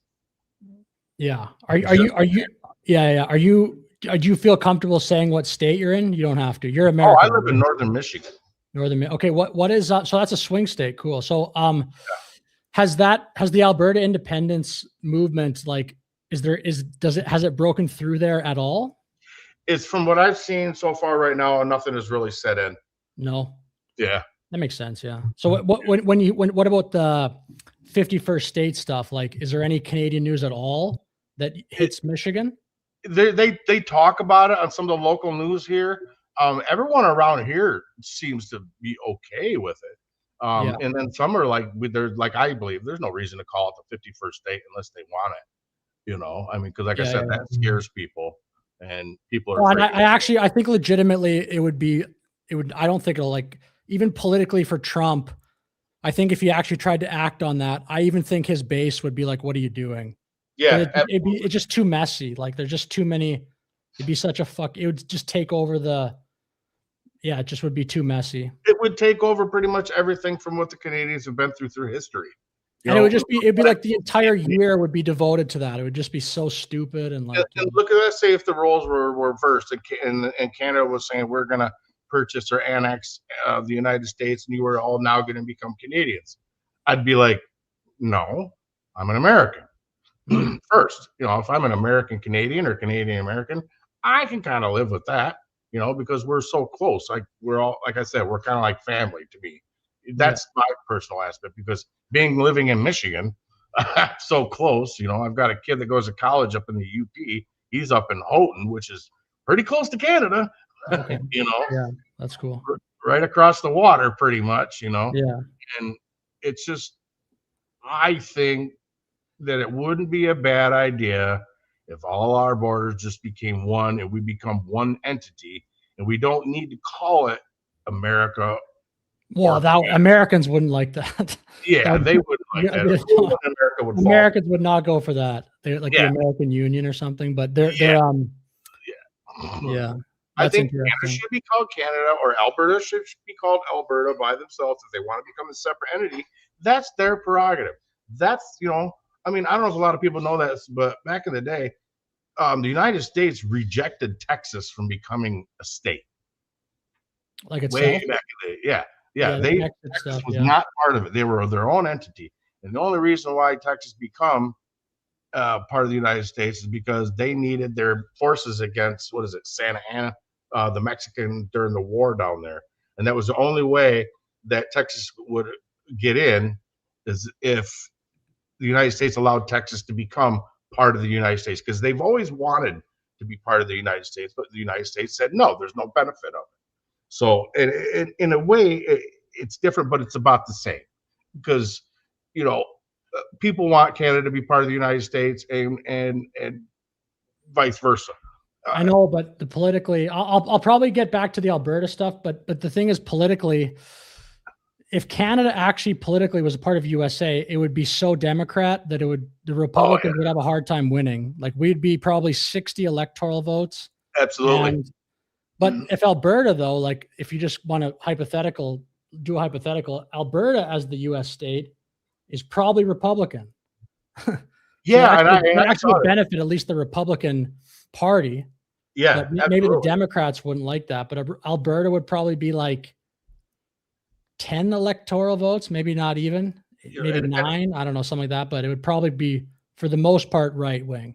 I would bet it I got nothing against Canada, but like you said, there's different provinces around there where they have different political views, and some. It's my kid calling from college, but I think it would be cool actually if Alberta was part of the United States, because a lot of Albertans are a lot more like Americans. I may be stretched to saying that. No, I think that's true. I think the culture is like probably Montana, borders Montana. Yeah. But I think most people, for sure, in the independence movement don't want that. They want to be their own country. Yeah. And then they want to deal like, I think that probably the best case scenario, I don't know, maybe not, but I've heard this case, like, own country, but then have a strong relationship with America. Absolutely. Which still benefits everyone. Yeah. In a way. But yeah. Shoot, I hate to cut this short, but that's my. I want to get back to the stuff, because I want to kind of keep this about Alberta. But it's been a pleasure talking to you, and like I said, too. I shared and subscribed, and try to get these guys in the chat to subscribe too.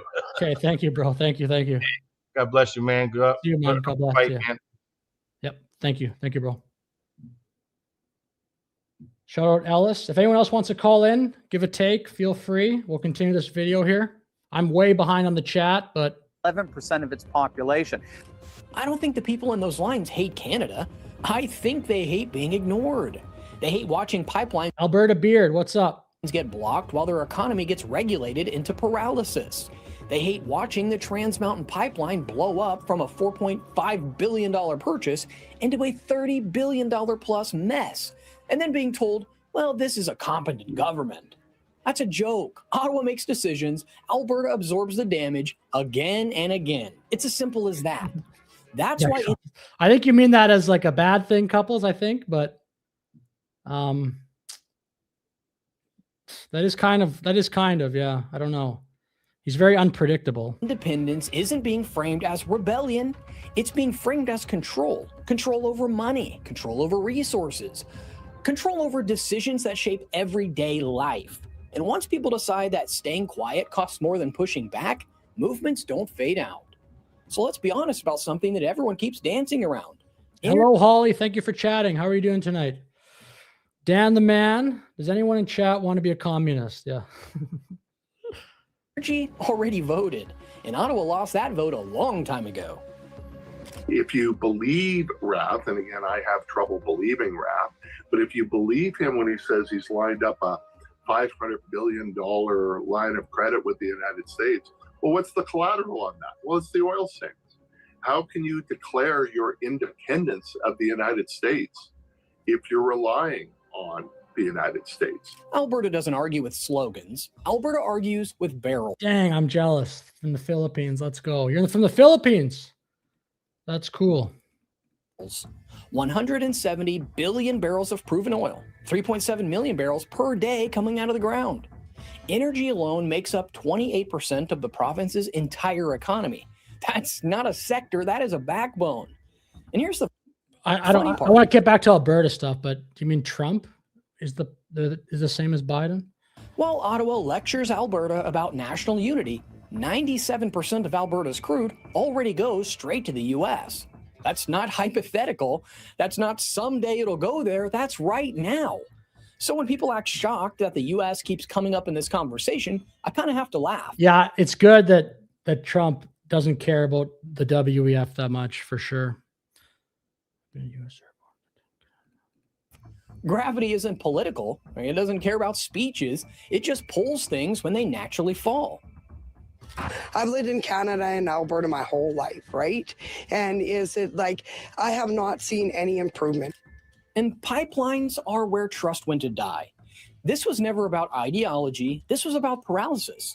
Years of reviews, court Hey, challenges. that reminds me. I'm going to go back. You guys will probably like this. We did this. If you weren't here before, well, I got to load it up. I'll keep this going. We'll watch one more of those, the most interesting man in Alberta things, or the most Albertan man, whatever the hell it's called. Delays, projects approved, then unapproved, and then they're studied to death.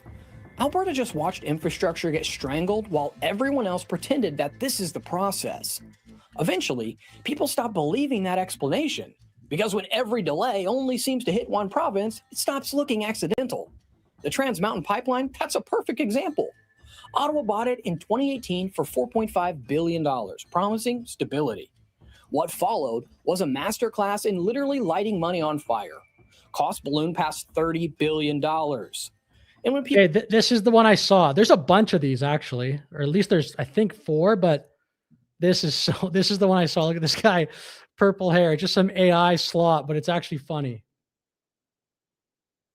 Oh, 1 sec. I got the wrong. There we go. My bad. Here we go. Everything I just said, but about this. He once caught an NDP supporter trying to give puberty blockers to a child. He politely dealt with it in the most Albertan way possible. He once drove from Calgary to Edmonton in 45 minutes. Traffic was heavy that day. He went hunting with Marty up north.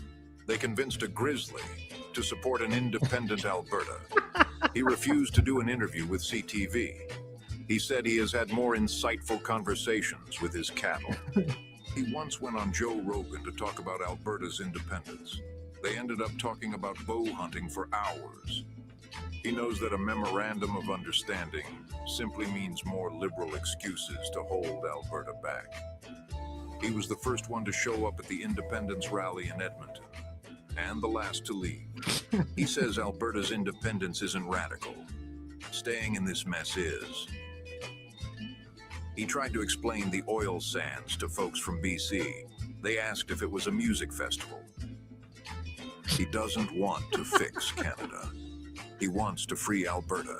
He is the most Albertan man in the world. And those are so funny. That is such good. Like, those are way funnier than I expected it would be. I also feel this is a great line about the memorandum of understanding. The way that people wanted, like, Alberta to actually celebrate this, it's just one little, like, it's nothing. They want an actual pipeline, build a pipeline. He knows that a memorandum of understanding simply means more liberal excuses to hold Alberta back. An announcement is not something to celebrate. So stupid. People who made those decisions don't pay the price. Alberta does again.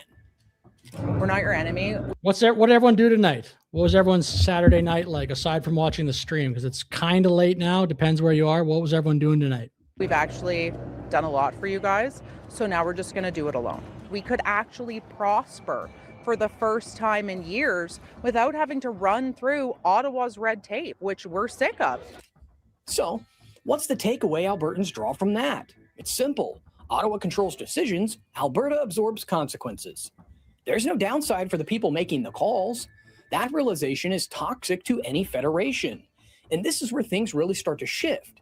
Inside Canada, is the chat infiltrated with lefties? I hope so. I hope some lefties come on and try to debate or just talk. I'd like to have a lefty on the show. Alberta petitions, waits, explains itself, and just gets told to calm down. Outside Canada, Alberta negotiates with assets, with leverage, and with things that other people actually want. Energy doesn't disappear if Alberta becomes independent. Geography doesn't vanish. Trade routes don't evaporate. What changes is who holds the cards. We have to work even harder because we're too busy paying all of our taxes out east and we get nothing back in return. And the people here have to I'm work. live streaming also on Twitch and Kick. We got a Twitch chat, but this looks definitely like a bot. So we got one person in the chat from, let's see, I can click this here. But I think it's just like one robot watching my stream on Twitch. Hello, robot. Extremely hard to pay their rent, to pay their gas bills, to buy their food, and I think enough is enough. This is where people misunderstand independence. They think it's about choosing a destination. It's not. It is about creating options. We've already got over 2,000 canvassers, so we're gunning for a lot more. So I think that's. What is this? What are you talking about? I have no idea. Nazi, peaceful, Nazi. It's going to be super. I think this is a true grassroots movement. Choice reshapes power long before any final outcome. The moment Alberta demonstrates that it has alternatives, every calculation changes. Ottawa recalculates. Investors recalibrate. Provinces rethink their leverage. Hello, Duber. How are you doing tonight? You don't need to leave the table to make the other side nervous. You just need to. Oh, that sounds nice. Turkey dinner. Very good. To say that you're willing to stand up. And that's why the United States enters this conversation automatically, not through emotion, but through structure. The federal government doesn't seem to be interested. Do I work in the Parliament building? I'm the future prime minister. So not right now, but one day. In working with Alberta, and it's unfortunate. But you know what? We have a choice to make, whether we continue the status quo or we can make a change. Now, look at the map. Look at the trade flows. Look at the culture, defense integration, and our shared markets. This isn't like romance. It's just logistics. The 51st state talk doesn't emerge because Alberta wants to be taken over. This is the guy that then became a YouTuber. I don't know if it's from this, but this is the Talking to Albertans YouTube account. He did, yeah. Shout out to that guy. It emerges because independence makes previously taboo options discussable. Hypothetically, the upside is obvious. Access to, $27 trillion economy, no trade barrier. Yeah, I hear you, Sarah. Representation in Congress, integration into the world's largest defense system. That doesn't mean Alberta is packing up and leaving. That's what I said, amen. Amen. Probably amen. I don't know. That's what I said.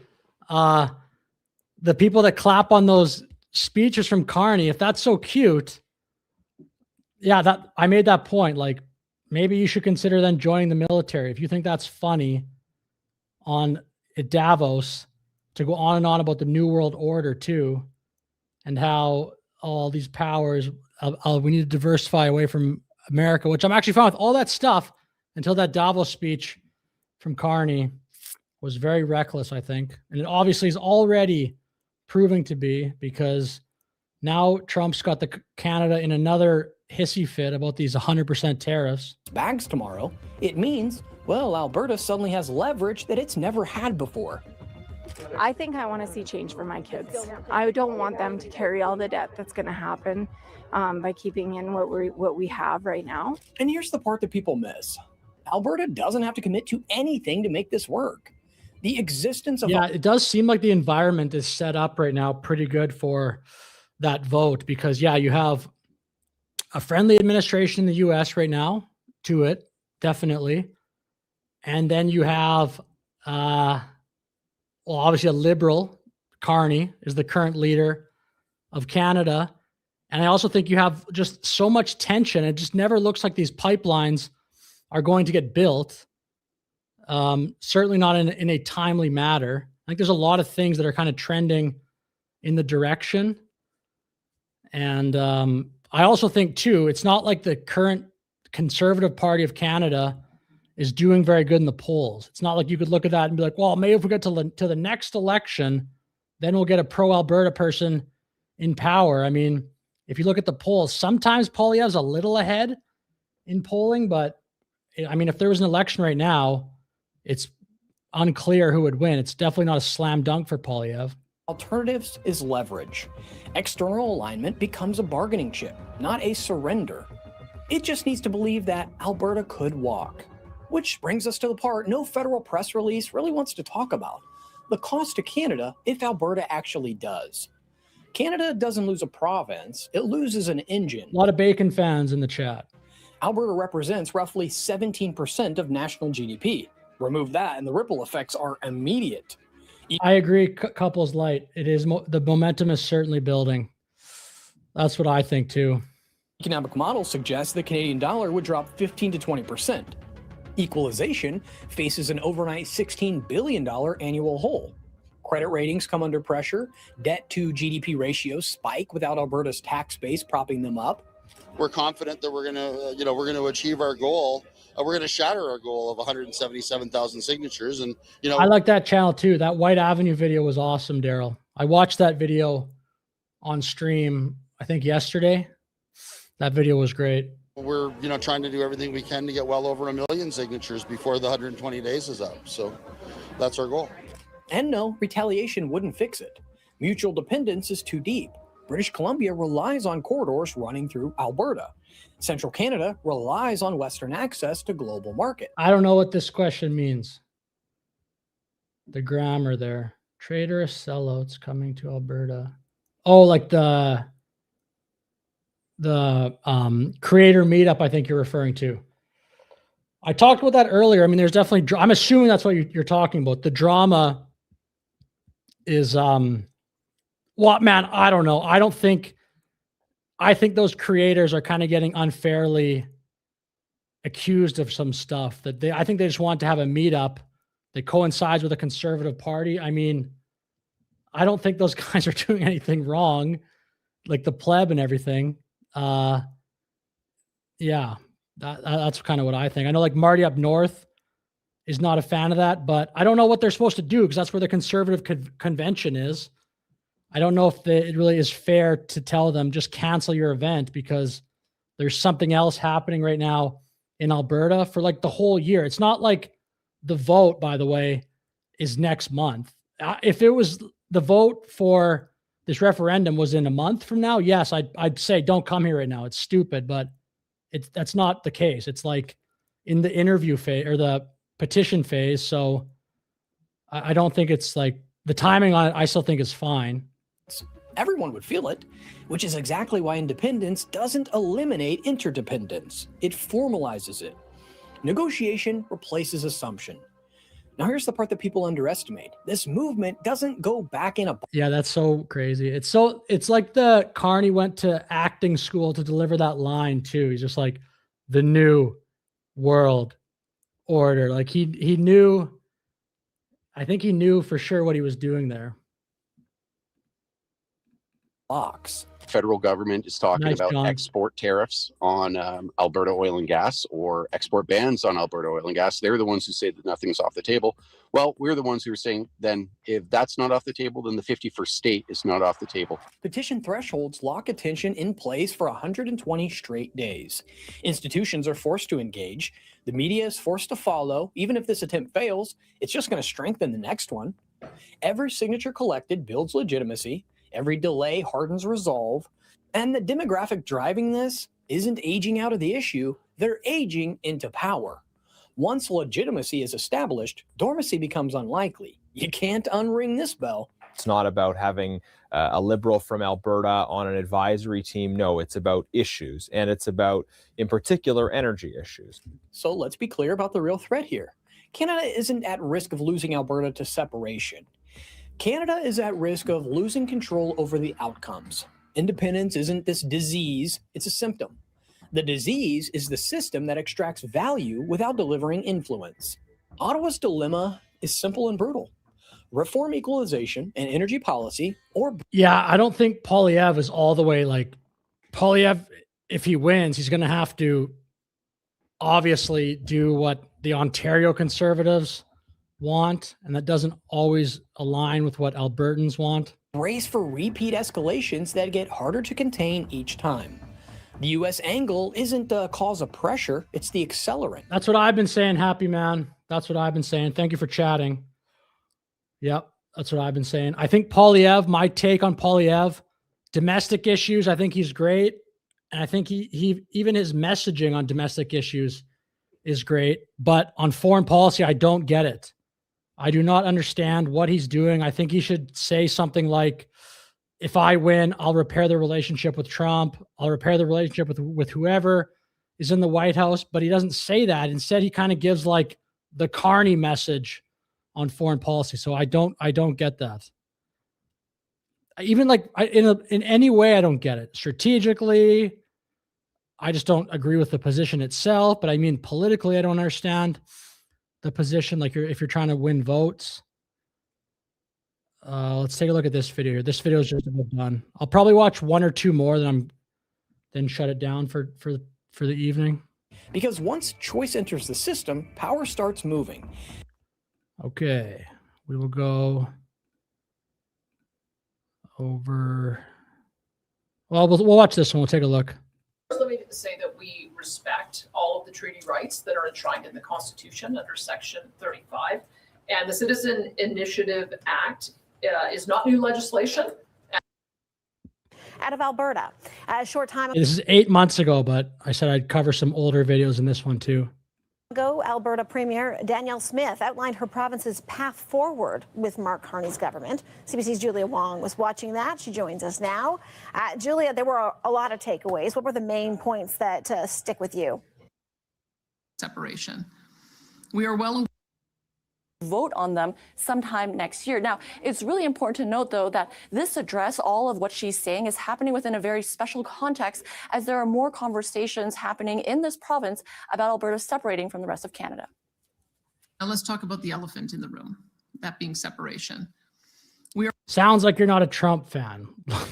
We're well aware that there is a large and growing number of Albertans that have lost hope in Alberta having a free and prosperous future. Hello, Terry. Thank you for chatting. As a part of Canada. Many of these Albertans are organizing petitions to trigger a citizen-initiated referendum, as I mentioned earlier. The vast majority of these individuals are not fringe voices to be marginalized or vilified. They are Yeah, that's the theory anyway, to try to do the elbows up thing again. loyal Albertans.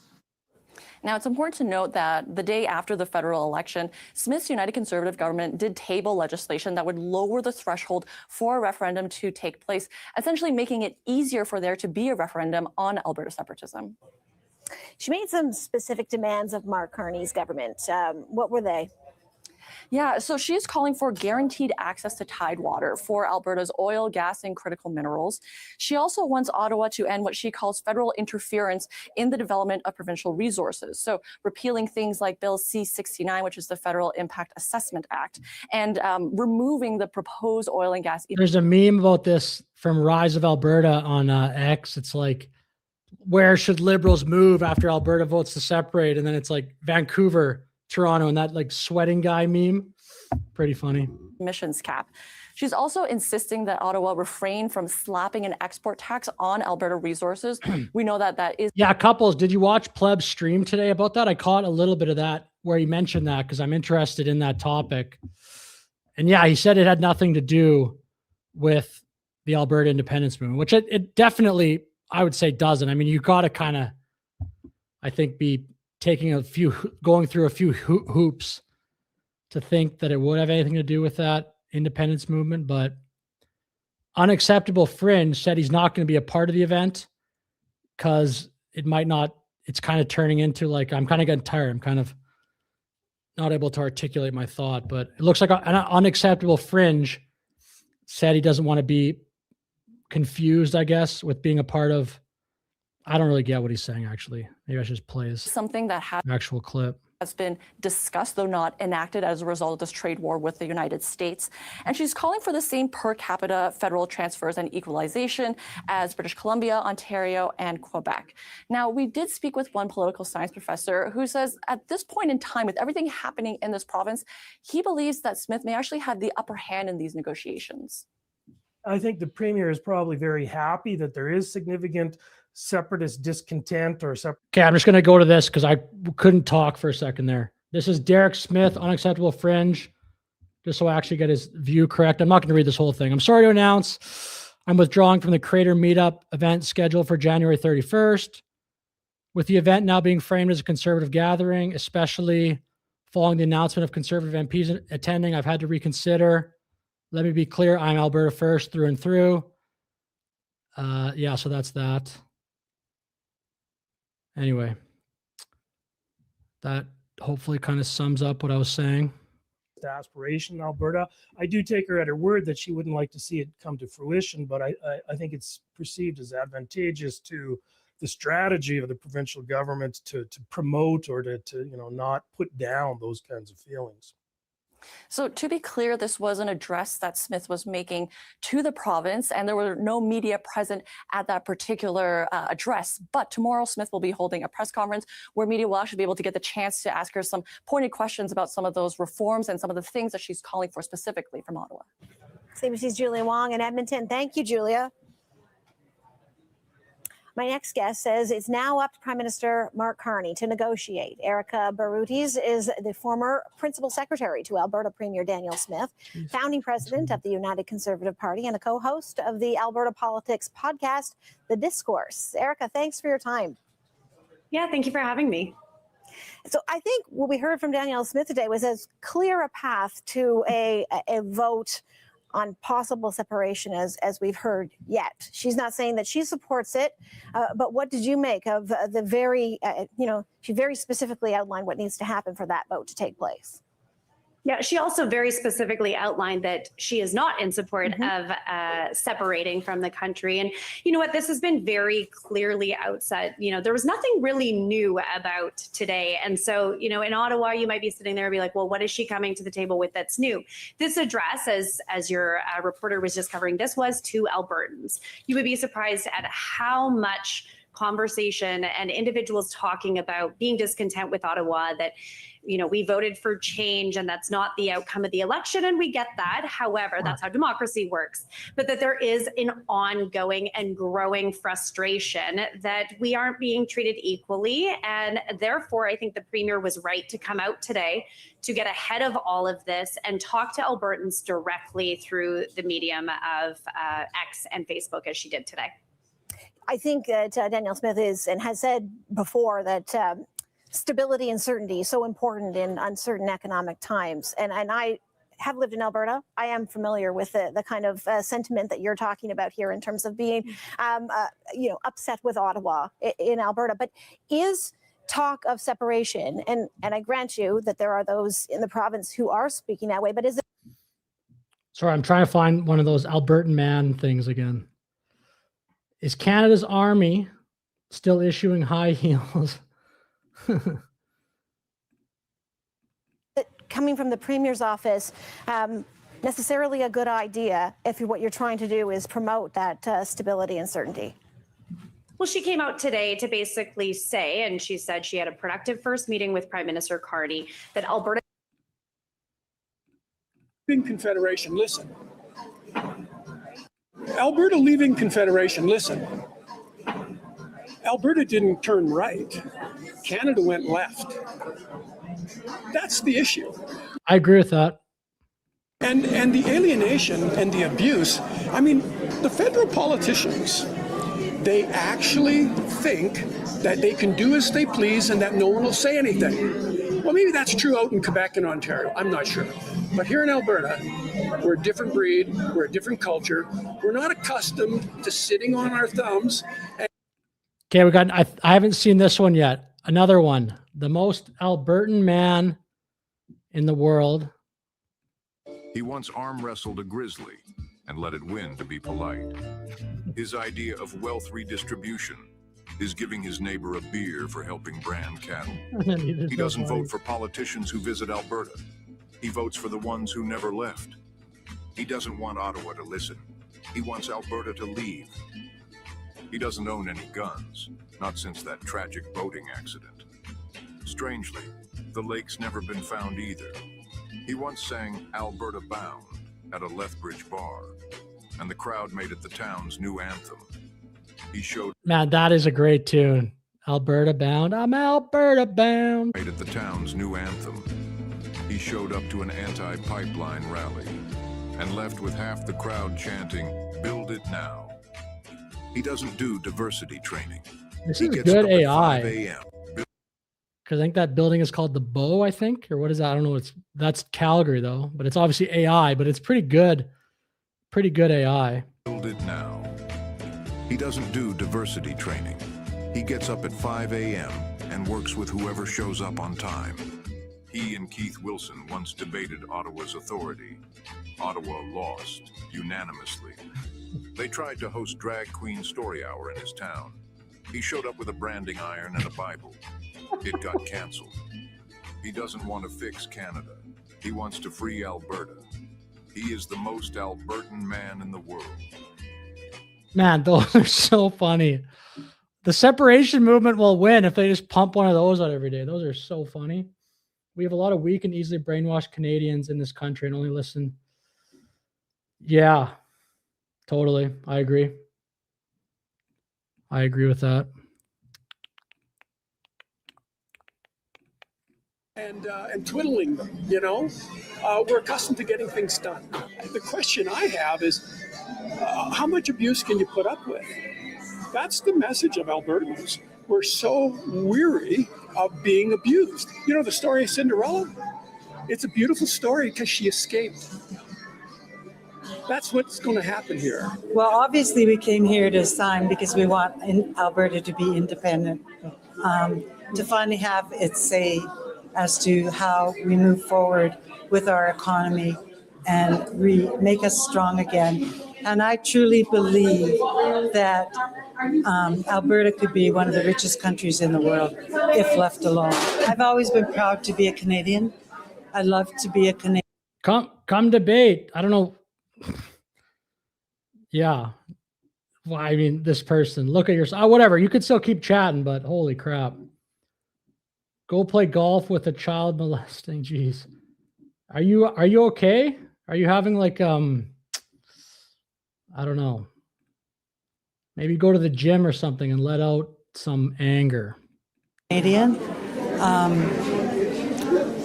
but I don't believe that I can stay a part of Canada anymore because it's just not the same anymore. It just isn't the same. The moment that made me change my mind, I think is probably in the last couple of years. The biggest hurdle is I bet you a lot of people changed their mind in the last couple of years. just putting everything all together and getting us running again. I mean, there's going to be a lot of different areas that will need to be taken care of, but if we have the right people in place, it'll go smoothly. We'll just work at it and get it done because we're Albertans. What do? We dig in and we work at it and we get it done. We're action people. The Apple moment, though, was the best moment from Polyev. I like that interview. Well, you're the one asking the question. A few blocks from Alberta leaving Confederation. Listen, Alberta didn't. A few blocks from where I am now on the weekend that had, pictures of what appeared to be thousands of people lined up. I know that there's another one in Calgary later on this week that has been moved from, one building at the Stampede grounds to a larger one, with organizers expecting upwards of 7,500 people. So at this point, I think it's likely that they get the number of signatures that they need. Yeah, to that point, Matt, that event is also being now billed as not just a signing of the petition, but as a rally. So it'll be interesting to see sort of the sentiment, what comes out of that. Listen, the polling right now shows that 31% of Albertans support this idea of independence. 62 right now are saying they oppose it. Is this enough momentum to justify getting that referendum placed to the rest of the province? And where does the momentum If everyone could subscribe, please, that would be fantastic. I'm trying to get to 1,000. go if there's not enough to get this question asked? Well, look, I do think that at this point, I think Jasmine's from Manitoba, I think. I like Jasmine. I don't think it's great to be like too hard on people if you don't agree with them totally. Because that's kind of what the left does, like the Puritan crap. It's enough to get the question asked. As long as they get the number of signatures that are required. That's sort of been the rule of the game here. Since the legislation was amended a few months ago, and the risk being that as you pointed out, if the question is not asked, then I know I could play Alberta bound, but I actually would probably be fine because my channel's not even monetized yet. But you can't actually play music when you're monetized on YouTube, which I could right now, but I'm not gonna do that because I won't want to do that later. If you stream on other stuff, like I think maybe if you stream on Kick, you can just play music in the background. I don't know if you'll get flagged. I don't think so, but yeah. think that the organizers, the people behind this movement, will find other ways to have their views. Yeah, I'm in Saskatchewan now. I just moved back. Yeah, I've heard about it. It's obviously way smaller than this, than the Alberta one. It's not even close. To rabble rouse to ensure. I'll watch it. I mean, it's fascinating. Yeah. That that the public understands that there is a not insignificant portion of the population that want this question put to the people, and we've seen what this can do politically when this type of emotion is not channeled towards something more productive like a vote. We saw it during COVID. We've seen it during other sort of protest events in the last few years, and that has led to significant political change here in Alberta. So this is probably the most effective way of channeling that energy into something, and we'll see if this gets on the ballot later this year. Okay, what would a referendum actually? Nacho, hello, Nacho hot dog. I'm an undecided Albertan, and so sick of all the name calling from both sides that I just want the vote to make it all over. Like you're saying, I just want the vote to be over so you can move on. Is that what you mean? Okay, undecided Albertan. Very cool. Very cool. So, well, thank you for chatting. Thank you for chatting. Actually do. Well, I mean, look. If you want to share, Nacho, what would be maybe one pro and one con you see of Alberta independence? That's the big question. I think, part of this is looking at the Quebec example in the Clarity Act and understanding through that legislation what this would do. My understanding. Really? That's funny. A lefty bot. Is that, if Alberta were to vote yes on independence, that it would trigger a series of prolonged negotiations with the rest of the country. It would also force Alberta to go and negotiate with the rest of the world on some. Hello, Scully. Thanks for watching. That's what we're kind of covering here. Where are we at with this independence with Albertans? I mean, this petition is has a ton of momentum. It definitely looks, in my opinion, like there will be a referendum, and then it's going to be whichever side wins. I don't know the answer to that yet. I think there's a real chance, though, this actually happens and Alberta does become its own country. Pretty significant things like trade agreements. And so, for those who think this is going to just happen overnight and one day we'll wake up and be a free republic, I think they've been maybe snowed over a little bit on the important details here that would still need to be determined. Yeah, I want to take this out of the provincial realm and move it national, because if it does become a referendum question, that's what happened. We saw there's, those are. Yeah, the bugs. Hello, David. Thank you for chatting. The bugs. I was in Thailand. You can buy bugs on the street, like a fried beetle. I don't even know what it was. They're disgusting, but that'd be crazy. Eggs, that's good. Eggs are down. Gas is half as much. Of us are around to remember what happened in Quebec, right? My Canada includes Quebec, and it became a national. There was just a stat that came out. I think Canada's food inflation is like 6%, so it's still very high here.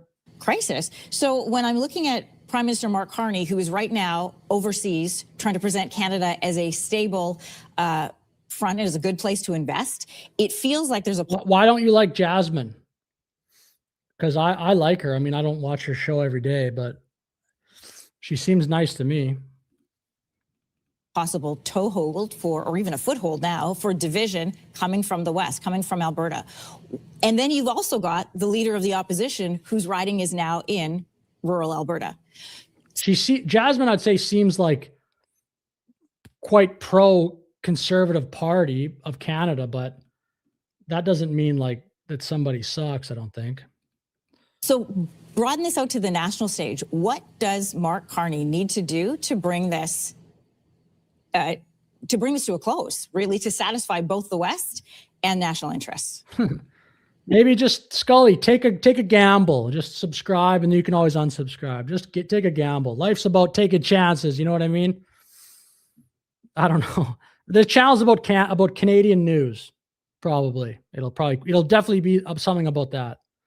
But YouTube, this is a whole rant on YouTube I don't want to get into, but sometimes you don't actually know exactly what you're going to be talking about, because sometimes what you want to talk about, nobody cares about. And then sometimes what you don't want to talk about, people care about. So you got to try to kind of find the mix of something you want to talk about and that there's like actually interest in. So it's almost unclear, but it'll probably be about Canadian news. Well, that's the million-dollar question. And I think it's important to remember that this sentiment has existed in Alberta for time immemorial, essentially since the founding. I don't think so. Maybe there's been a poll or two. I haven't seen any I've never seen that much enthusiasm or large events about this, but I mean, it could change. Like once it can start to gain momentum pretty quickly, I would bet that the Alberta movement would do better. I just think it's the Alberta movement, I think, has been bubbling for quite some time. I don't know in Saskatchewan if it really has to the degree that it has in Alberta. Like, I think there are a lot of Albertans who have been pissed for quite some time. And I would bet that is also true in Saskatchewan, but I don't think as many as a percentage. But I mean, these are truly just thoughts off my head. Of the province, there's been a large population that has been sort of unhappy with the terms of Confederation. I would say, though, for the Prime Minister, the things that he is doing already are exactly what I think need to be done to start satisfying at least a portion of the public who are maybe on the fence on this issue. Okay. I'll probably finish with this video, but we watched this one before. This is another AI slop video, but let's watch it. It's from 7 hours ago, but I think he probably I think there's some reusing of clips here, but that's okay. We'll maybe just skip over the ones we don't want to watch. But you remember this guy? Just an AI bullcrap thing. And there's one more most Albertan man in the world thing I'll watch too, to wrap the stream up. For every event, doesn't matter, small town, big city, medium city, the lines are there. This is one of over 30 similar events being held across the province in January. Brandy Bowman showed up because she says she's tired of Western Canada being ignored. We're not your enemy. We've actually done a lot for you guys. So now we're just going to do it alone. We could actually prosper for the first time in years without having to run through Ottawa's red tape. We're seeing this across the province. I had similar footage of red deer this afternoon as well. All of our other events outside of Calgary have been at capacity, and all we can do to process signatures.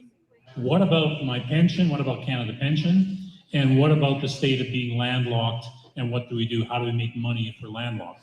The petition asks, do you agree that the province of Alberta should cease to be a part of Canada to become an independent state? I'm just tired of the political climate, tired of the current federal government trying to take away my right to make Hello, Tall Walls. How are you doing tonight? my freedoms and everything else. It's time to stand up and do something about it. It's minus 20 degrees in Alberta. See, look at this AI. It's so stupid. It's dark. It's windy. Man, these videos are going to get so much more common, I think. Let's break this down. Let's break this down. As you can see behind me, there are hundreds of people lined up to sign a petition. What's the question? Should Alberta separate from the rest of Canada? Let's start with what you can literally see on the ground right now. In January 2026, Alberta is witnessing something you almost never Poll to sign a petition that is seeking a referendum on Alberta separating. Are they being paid? The pleb? That's yeah. I think the pleb said something about like getting paid to go fly around for campaign events, but I don't know if I think it was just like a plane ticket or something. I don't know. And I think it was just a private donor. Like I saw a tweet about that. Maybe I shouldn't say that because I'm not officially sure of this, but I did see a screenshot where on X of something about that, but I don't know.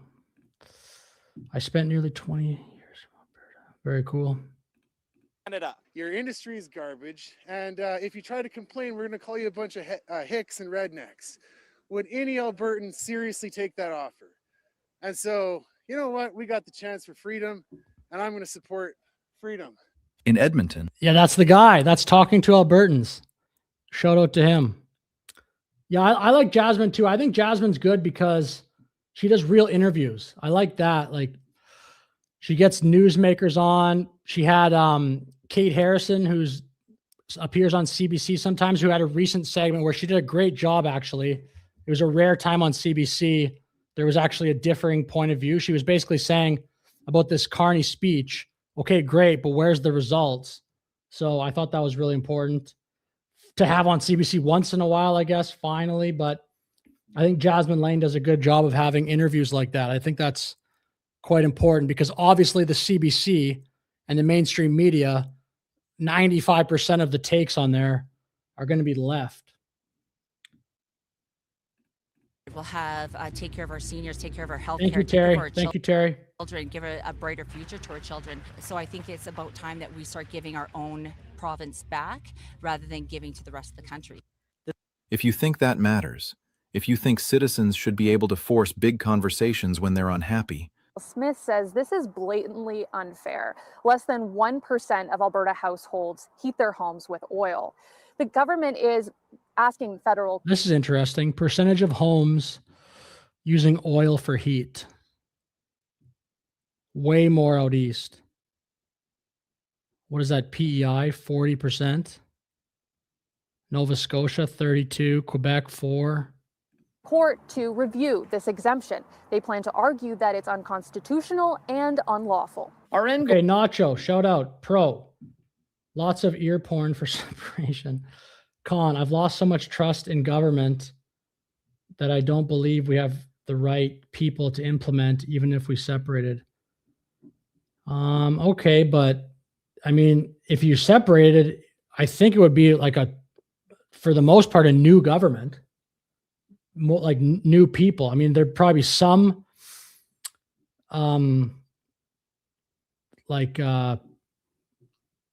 some of the same people, but I don't know. I think it would mostly be pretty new people. Like, do you think that if the Alberta separated, that the new government would just be staffed by a bunch of former conservative politicians that worked kind of in the under the old framework, like maybe people that worked in Danielle Smith's government and people like that? Or yeah, I don't know. I haven't really thought about that, I guess, but I mean, I think it would be a lot of new people that would form the new government, at least for like the beginning. Hello, Eric. Do you have a chance to watch the video I sent? Yeah, is it about Alberta independence? I didn't watch it, but I saw it. Is it about Alberta independence? Sorry, I should have. Goal is the same as a growing number of Canadians from across the country to get rid of the retail carbon tax. If Ottawa won't axe this heartless tax altogether, they can at least play fair when imposing it on Canadians. from an Albertan perspective, here's what that meant. Jobs lost, economic program rooted in the Constitution. It aims to help all provinces provide things like healthcare and education to all Canadians at about the same level. The program is paid for by federal taxes, which all Canadians pay based on income. Wealthier provinces like When commie Edmonton. Alberta contribute more in tax Oh revenue man, this guy, and you don't like anything. Baby Bear doesn't like anybody. What did they do? I've like only watched their show. I watched their show a little bit today, but I was more like getting the clips. But what did they do to anybody? Are you like leftist or are you more like far right? don't get as much back as provinces that are less well off. Some in this province see that as mistreatment from Ottawa. For the average Albertan working in oil and gas or in a business tied to Jasmine has stated she doesn't get paid by the Conservatives. That's what I would assume. Like, I don't think, I doubt Pleb would either. I don't think so. Because you get paid on YouTube. So I don't know why, like, I don't really think that would be the case. You get paid on YouTube and they both have good YouTube channels. They both would make, I don't want to pocket watch and say the exact numbers. I don't know, but they would make good money just from their YouTube ads. They get lots of views, both of them. that sector, the message from Ottawa is, you are not valued. Your industry is not wanted. We've decided you should transition into something else. And the alienation and the abuse, I mean, the federal politicians, they actually think that they can do as they please and that no one will say anything. Well, maybe that's true out in Quebec and Ontario. I'm not sure. But here in Alberta, we're a different breed. We're a different culture. We're not accustomed to sitting on our thumbs and twiddling them, you know? Among younger Albertans, aged 18 to 34, Jasmine as Marianne. That Marianne's in the chat. Marianne, drink water, apparently. Okay. Do you also like Megyn Kelly? Huh? Yeah, I like Megyn Kelly. I like Megyn Kelly. But like, are you just so right wing, Baby Bear, that you're kind of like, who do you like then? Do you like anybody? Do you like maybe Fuentes? Who do you like that's a commentator? Alex Jones? support climbs above 40%. For any political cause, owning Tucker, maybe? I like Tucker. I don't know who you like. the younger demographic is owning the future. Right now, independence has that edge. Why? Because younger Albertans are the ones looking at a lifetime, under policies that treat their main... It's not some caricature of angry old guys in pickup trucks. It's much broader than that. No, I never have. Max, I've never heard of this person. 44 years in the oil patch, and the East has always taken from here and abused us. And I'm sick and tired of it. At the same time, Based dude in a Trump hat.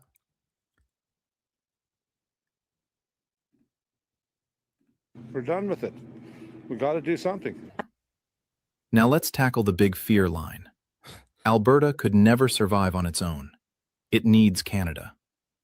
That claim doesn't hold up to even basic scrutiny. By global standards, Alberta is a mid-sized, wealthy, developed economy.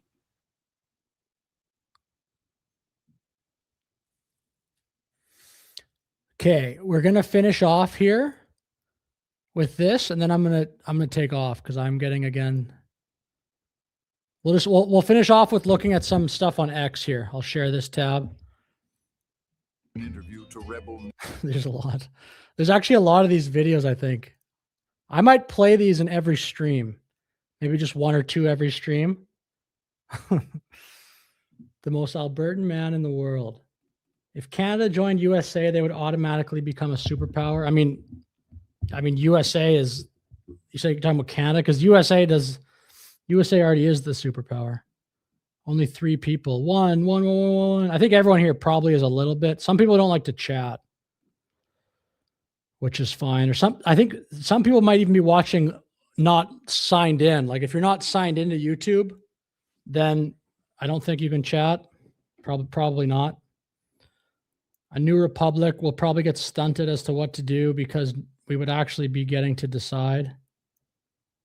Stunted as to what to do. Yep.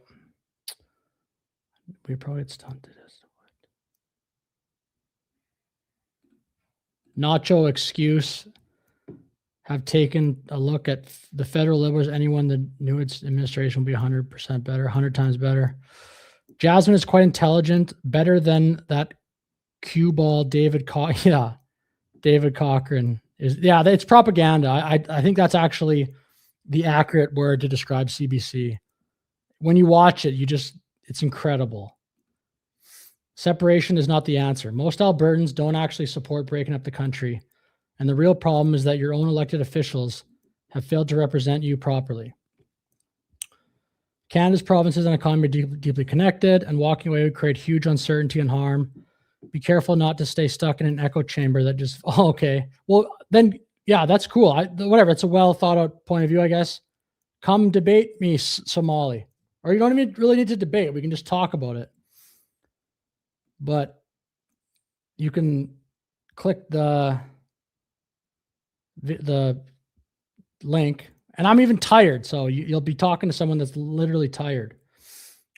Somali separate isn't the answer. But if you want to come share your point of view, that's fine.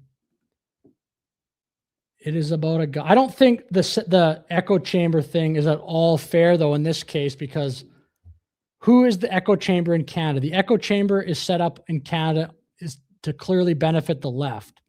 Canada is a left-wing echo chamber. Everybody that is pro-separation has been dealing with listening to the other point of view probably their entire life, way more than points of view that agree with them. Unless you just live in some very secluded area. But even the media, though, you're going to hear mostly the point of view from a left perspective. That's all over Canada. They already have a constitution written for Alberta. From what I understand, it'll be similar to US. Okay, cool. Trump's going to take over Canada before we get a referendum anyways.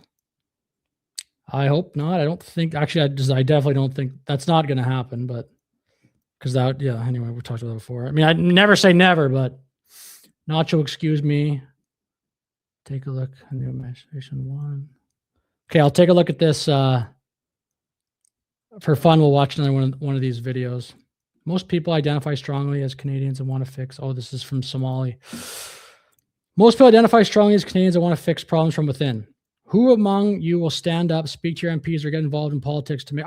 Dude, people have been doing that in Alberta and across Canada for a long time. It's not like anyone hasn't tried. So I think the Alberta separation is just sort of a lot of people, I think, would say it's an acceptance that that's not working.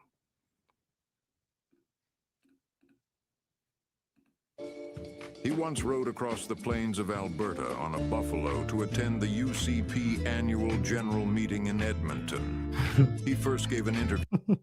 These are so stupid. To Rebel News. There's Ezra, AI Ezra Levant. He told them Alberta's independence was coming soon. He met with Mitch Sylvester from the Alberta Prosperity Project, and Ottawa immediately got nervous. He shook hands with Chris Scott, met Ava Chipiuk and Danny Bulford, legends of the Freedom Convoy. Jason Levine interviewed him, and Alberta's independence movement gained 3 percentage points instantly. Man, these are so funny. He discussed the new Constitution with Jeff Rath and Keith Wilson. The hardest part was not overusing the word freedom. Man, whoever wrote this is like a comedian. These are so funny. He doesn't want to fix Canada. He wants to free Alberta. He is the most Albertan man in the world. Holy crap. Who made those? That is so funny. Oh my gosh.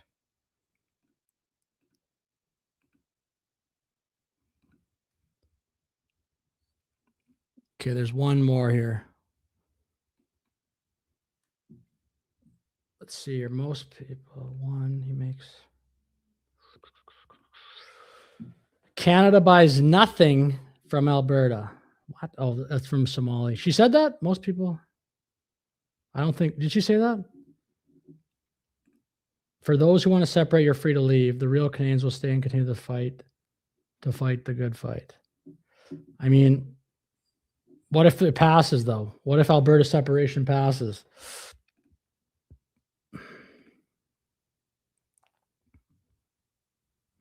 Hello, don't poke the bear. Thank you for watching. Alberta can do a much better job by keeping on tax revenue. The Canadians who stay haven't thought this through. Liberals have done and continue to do irreparable damage to Canada. Leering Center. Yeah. That's funny. Leering. The Leering Center. The sovereign state of Athabasca. The Canadians who vote Lib blank are currently living in Alberta can move to Toronto. James Lindsay. Sorry, I don't. I've heard of James. I've heard of this person, but I've never seen their. Is it like a show? YouTube? Calling all Alberta patriots. America wants and needs you now. That will change. Somali. Yeah. Go ahead, make jokes instead of a real counter argument. Megan can get it. You're talking about, jeez. Okay, maybe I shouldn't have read. Whatever. We're leaving. Tucker, Goat, Megan Kelly. Megan Kelly is awesome. Alex. I know some people lately are from both sides, I think, criticizing Megan. Well, maybe mostly from, I mean, that's a whole nother American politics thing. People are mad about Megan not denouncing Candace Owens, I think. Don't mean any disrespect, but Canada's way behind. I mean, economically, yes. But yeah, I think Tucker is really good. He's so good off the cuff speaking. Tucker was in Calgary. I didn't go to the event, but it was right by where I lived, I guess. Yeah, that was cool to see him come. That was, I think 2014, maybe 2013, but Canada is a failed state. Doesn't sound very Canadian. Go troll your own culture. Yeah, I wonder, is Somali binder? Are you Somali, I guess? We are next and get raped by fun neighborhoods live on us. That's why I said if Canada joined USA, it would become a superpower. Oh, okay, I see. Duh, right? Duh. It's like you made that so clear. Who do you think you are, Adrian? Master, you think you're the master of speech? Somali binder, ever heard of provincial barriers? Just want Eric to play the video. Okay, yeah, I'll play it. I'll play it for you because you're always in the chat. What's it called again? I did search. I forget now. I'll play it though, Dan. But I forget. What is it? Canada something. Yeah, Dan, put it in the chat right now. I'll play it.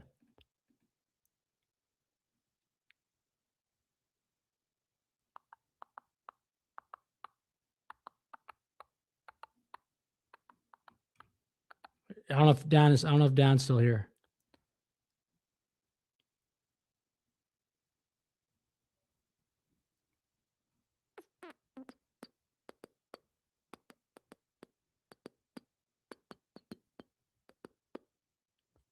Because I had it, I searched it, but now I don't know where it is. Oh, I got it. Canada chooses freedom.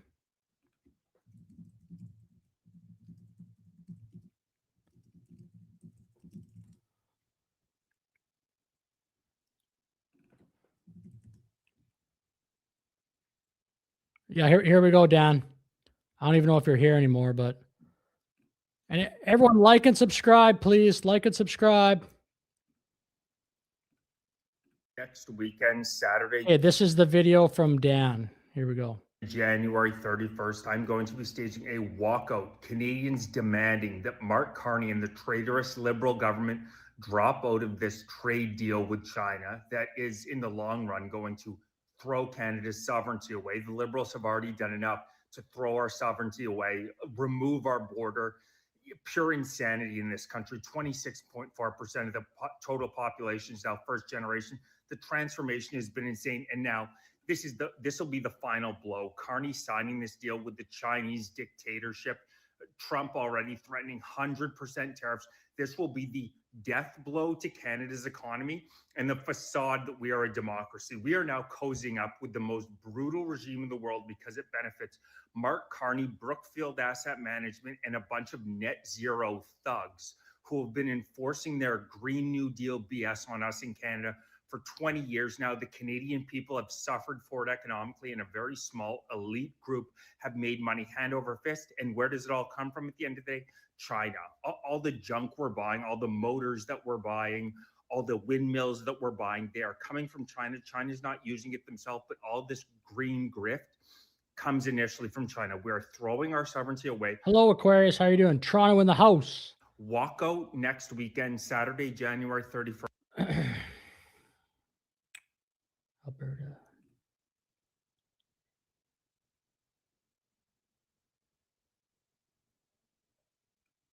What happens? You live in Alberta and have a criminal record when we separate. What does that mean? What?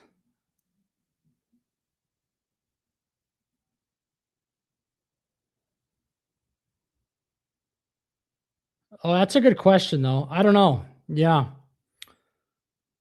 It is. I mean, it's kind of a little bit of a niche case, I guess. Like most people don't have that, but I mean, it's a fair question. Yeah, I don't know. I don't know the answer. Not in 25 years.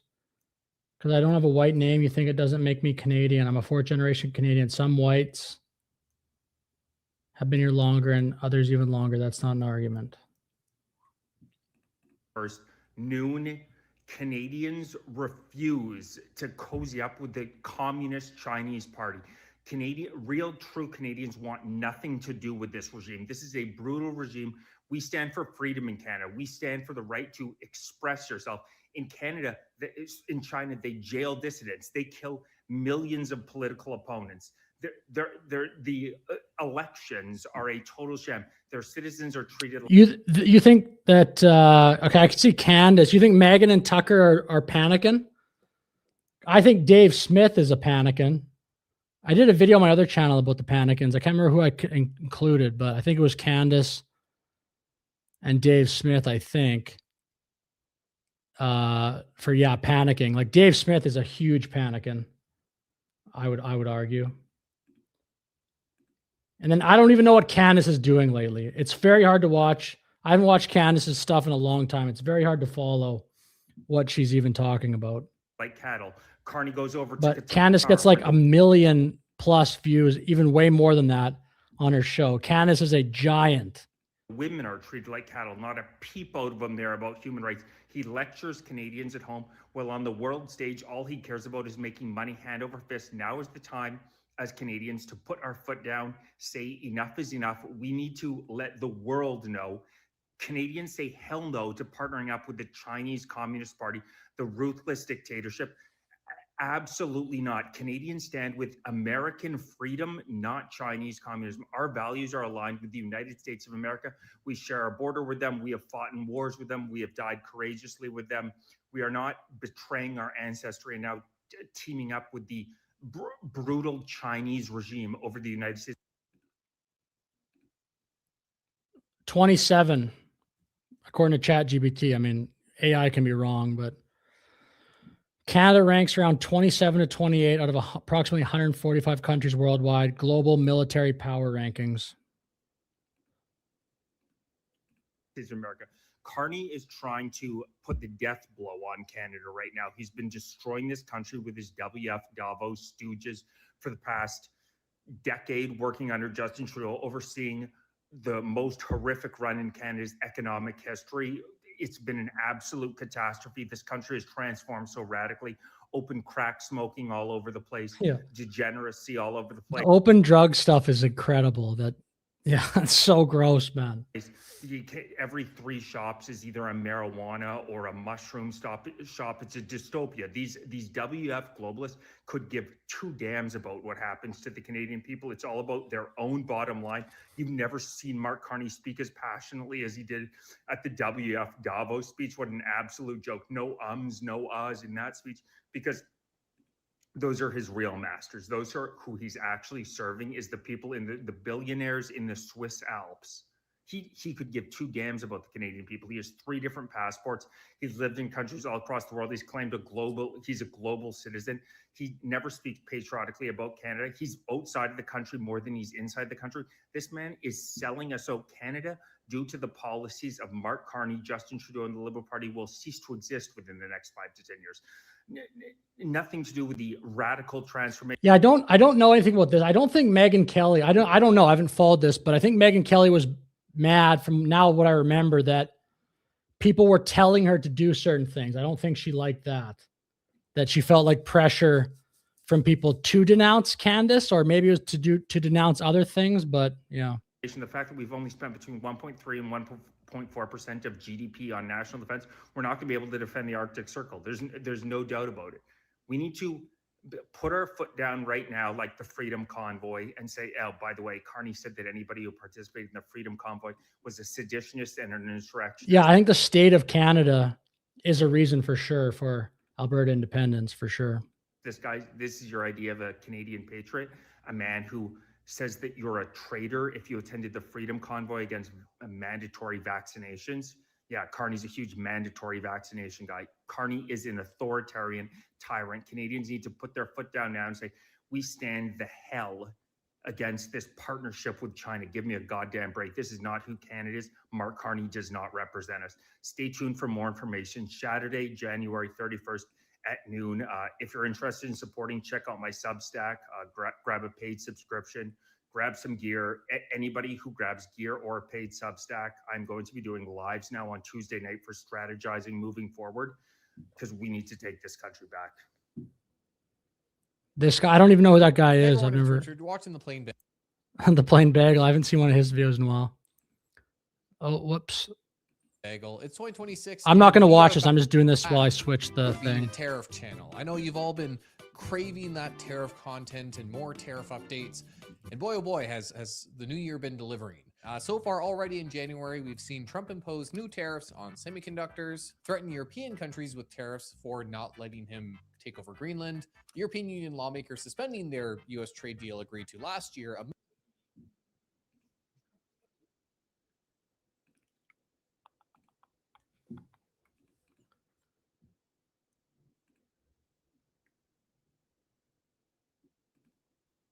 Yeah, I don't like Dave Smith anymore. I liked him a little bit, but I feel like he's got crazy, like, this too long of a take, but his worldview is just like, let's do nothing, and then everything magically will all be okay, I think. And I don't want to, I have more thoughts on that, but I just truly don't feel like expanding because it might just the end of the stream. But yeah, Dave Smith just seems hyper negative and criticizes everything from every direction. And I feel like that's the easiest position you can have, to just dump on everything.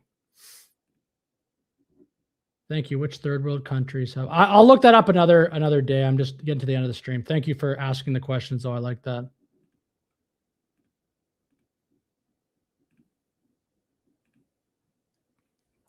Okay, I'm gonna finish the stream here. Oh, I didn't have this button clicked for a while. Whoops. I'm gonna wrap up the stream. Paid a big price if you want to know. With this video, this will be the ending here, and then I'll end stream. So let's take a look here at the final one for the day, the most Albertan man in the world. He once read the NDP platform and used it to start a campfire. He's never been to Toronto and plans to keep it that way. He once met Jeff Rath for drinks. They left the napkin behind. It's now Alberta's founding document. He taught his son to ride bulls before he could ride a bike. He doesn't plug in his truck. His truck plugs itself in out of respect. He refused an honorary Order of Canada, said he'll wait for the Order of Alberta. They made him Marshal of the Calgary Stampede. Ottawa called it a dangerous escalation. He once walked into a vegan cafe on White Avenue and asked for a AAA ribeye. He's not a separatist. He's a realist who's done waiting for Ottawa to change. He doesn't believe in job security. He believes in being the guy they always call back. He doesn't drink kombucha. He drinks gas station coffee brewed at 4 a.m. and forgotten until 3 p.m. He doesn't want to fix Canada. He wants to free Alberta. He is the most Albertan man in the world. Man, these are so good. Another masterpiece. Anyway, okay, with that said, I'll finish the stream, but thank you everyone for chatting. Thanks for watching. Please like and subscribe and have a great night. See you all later.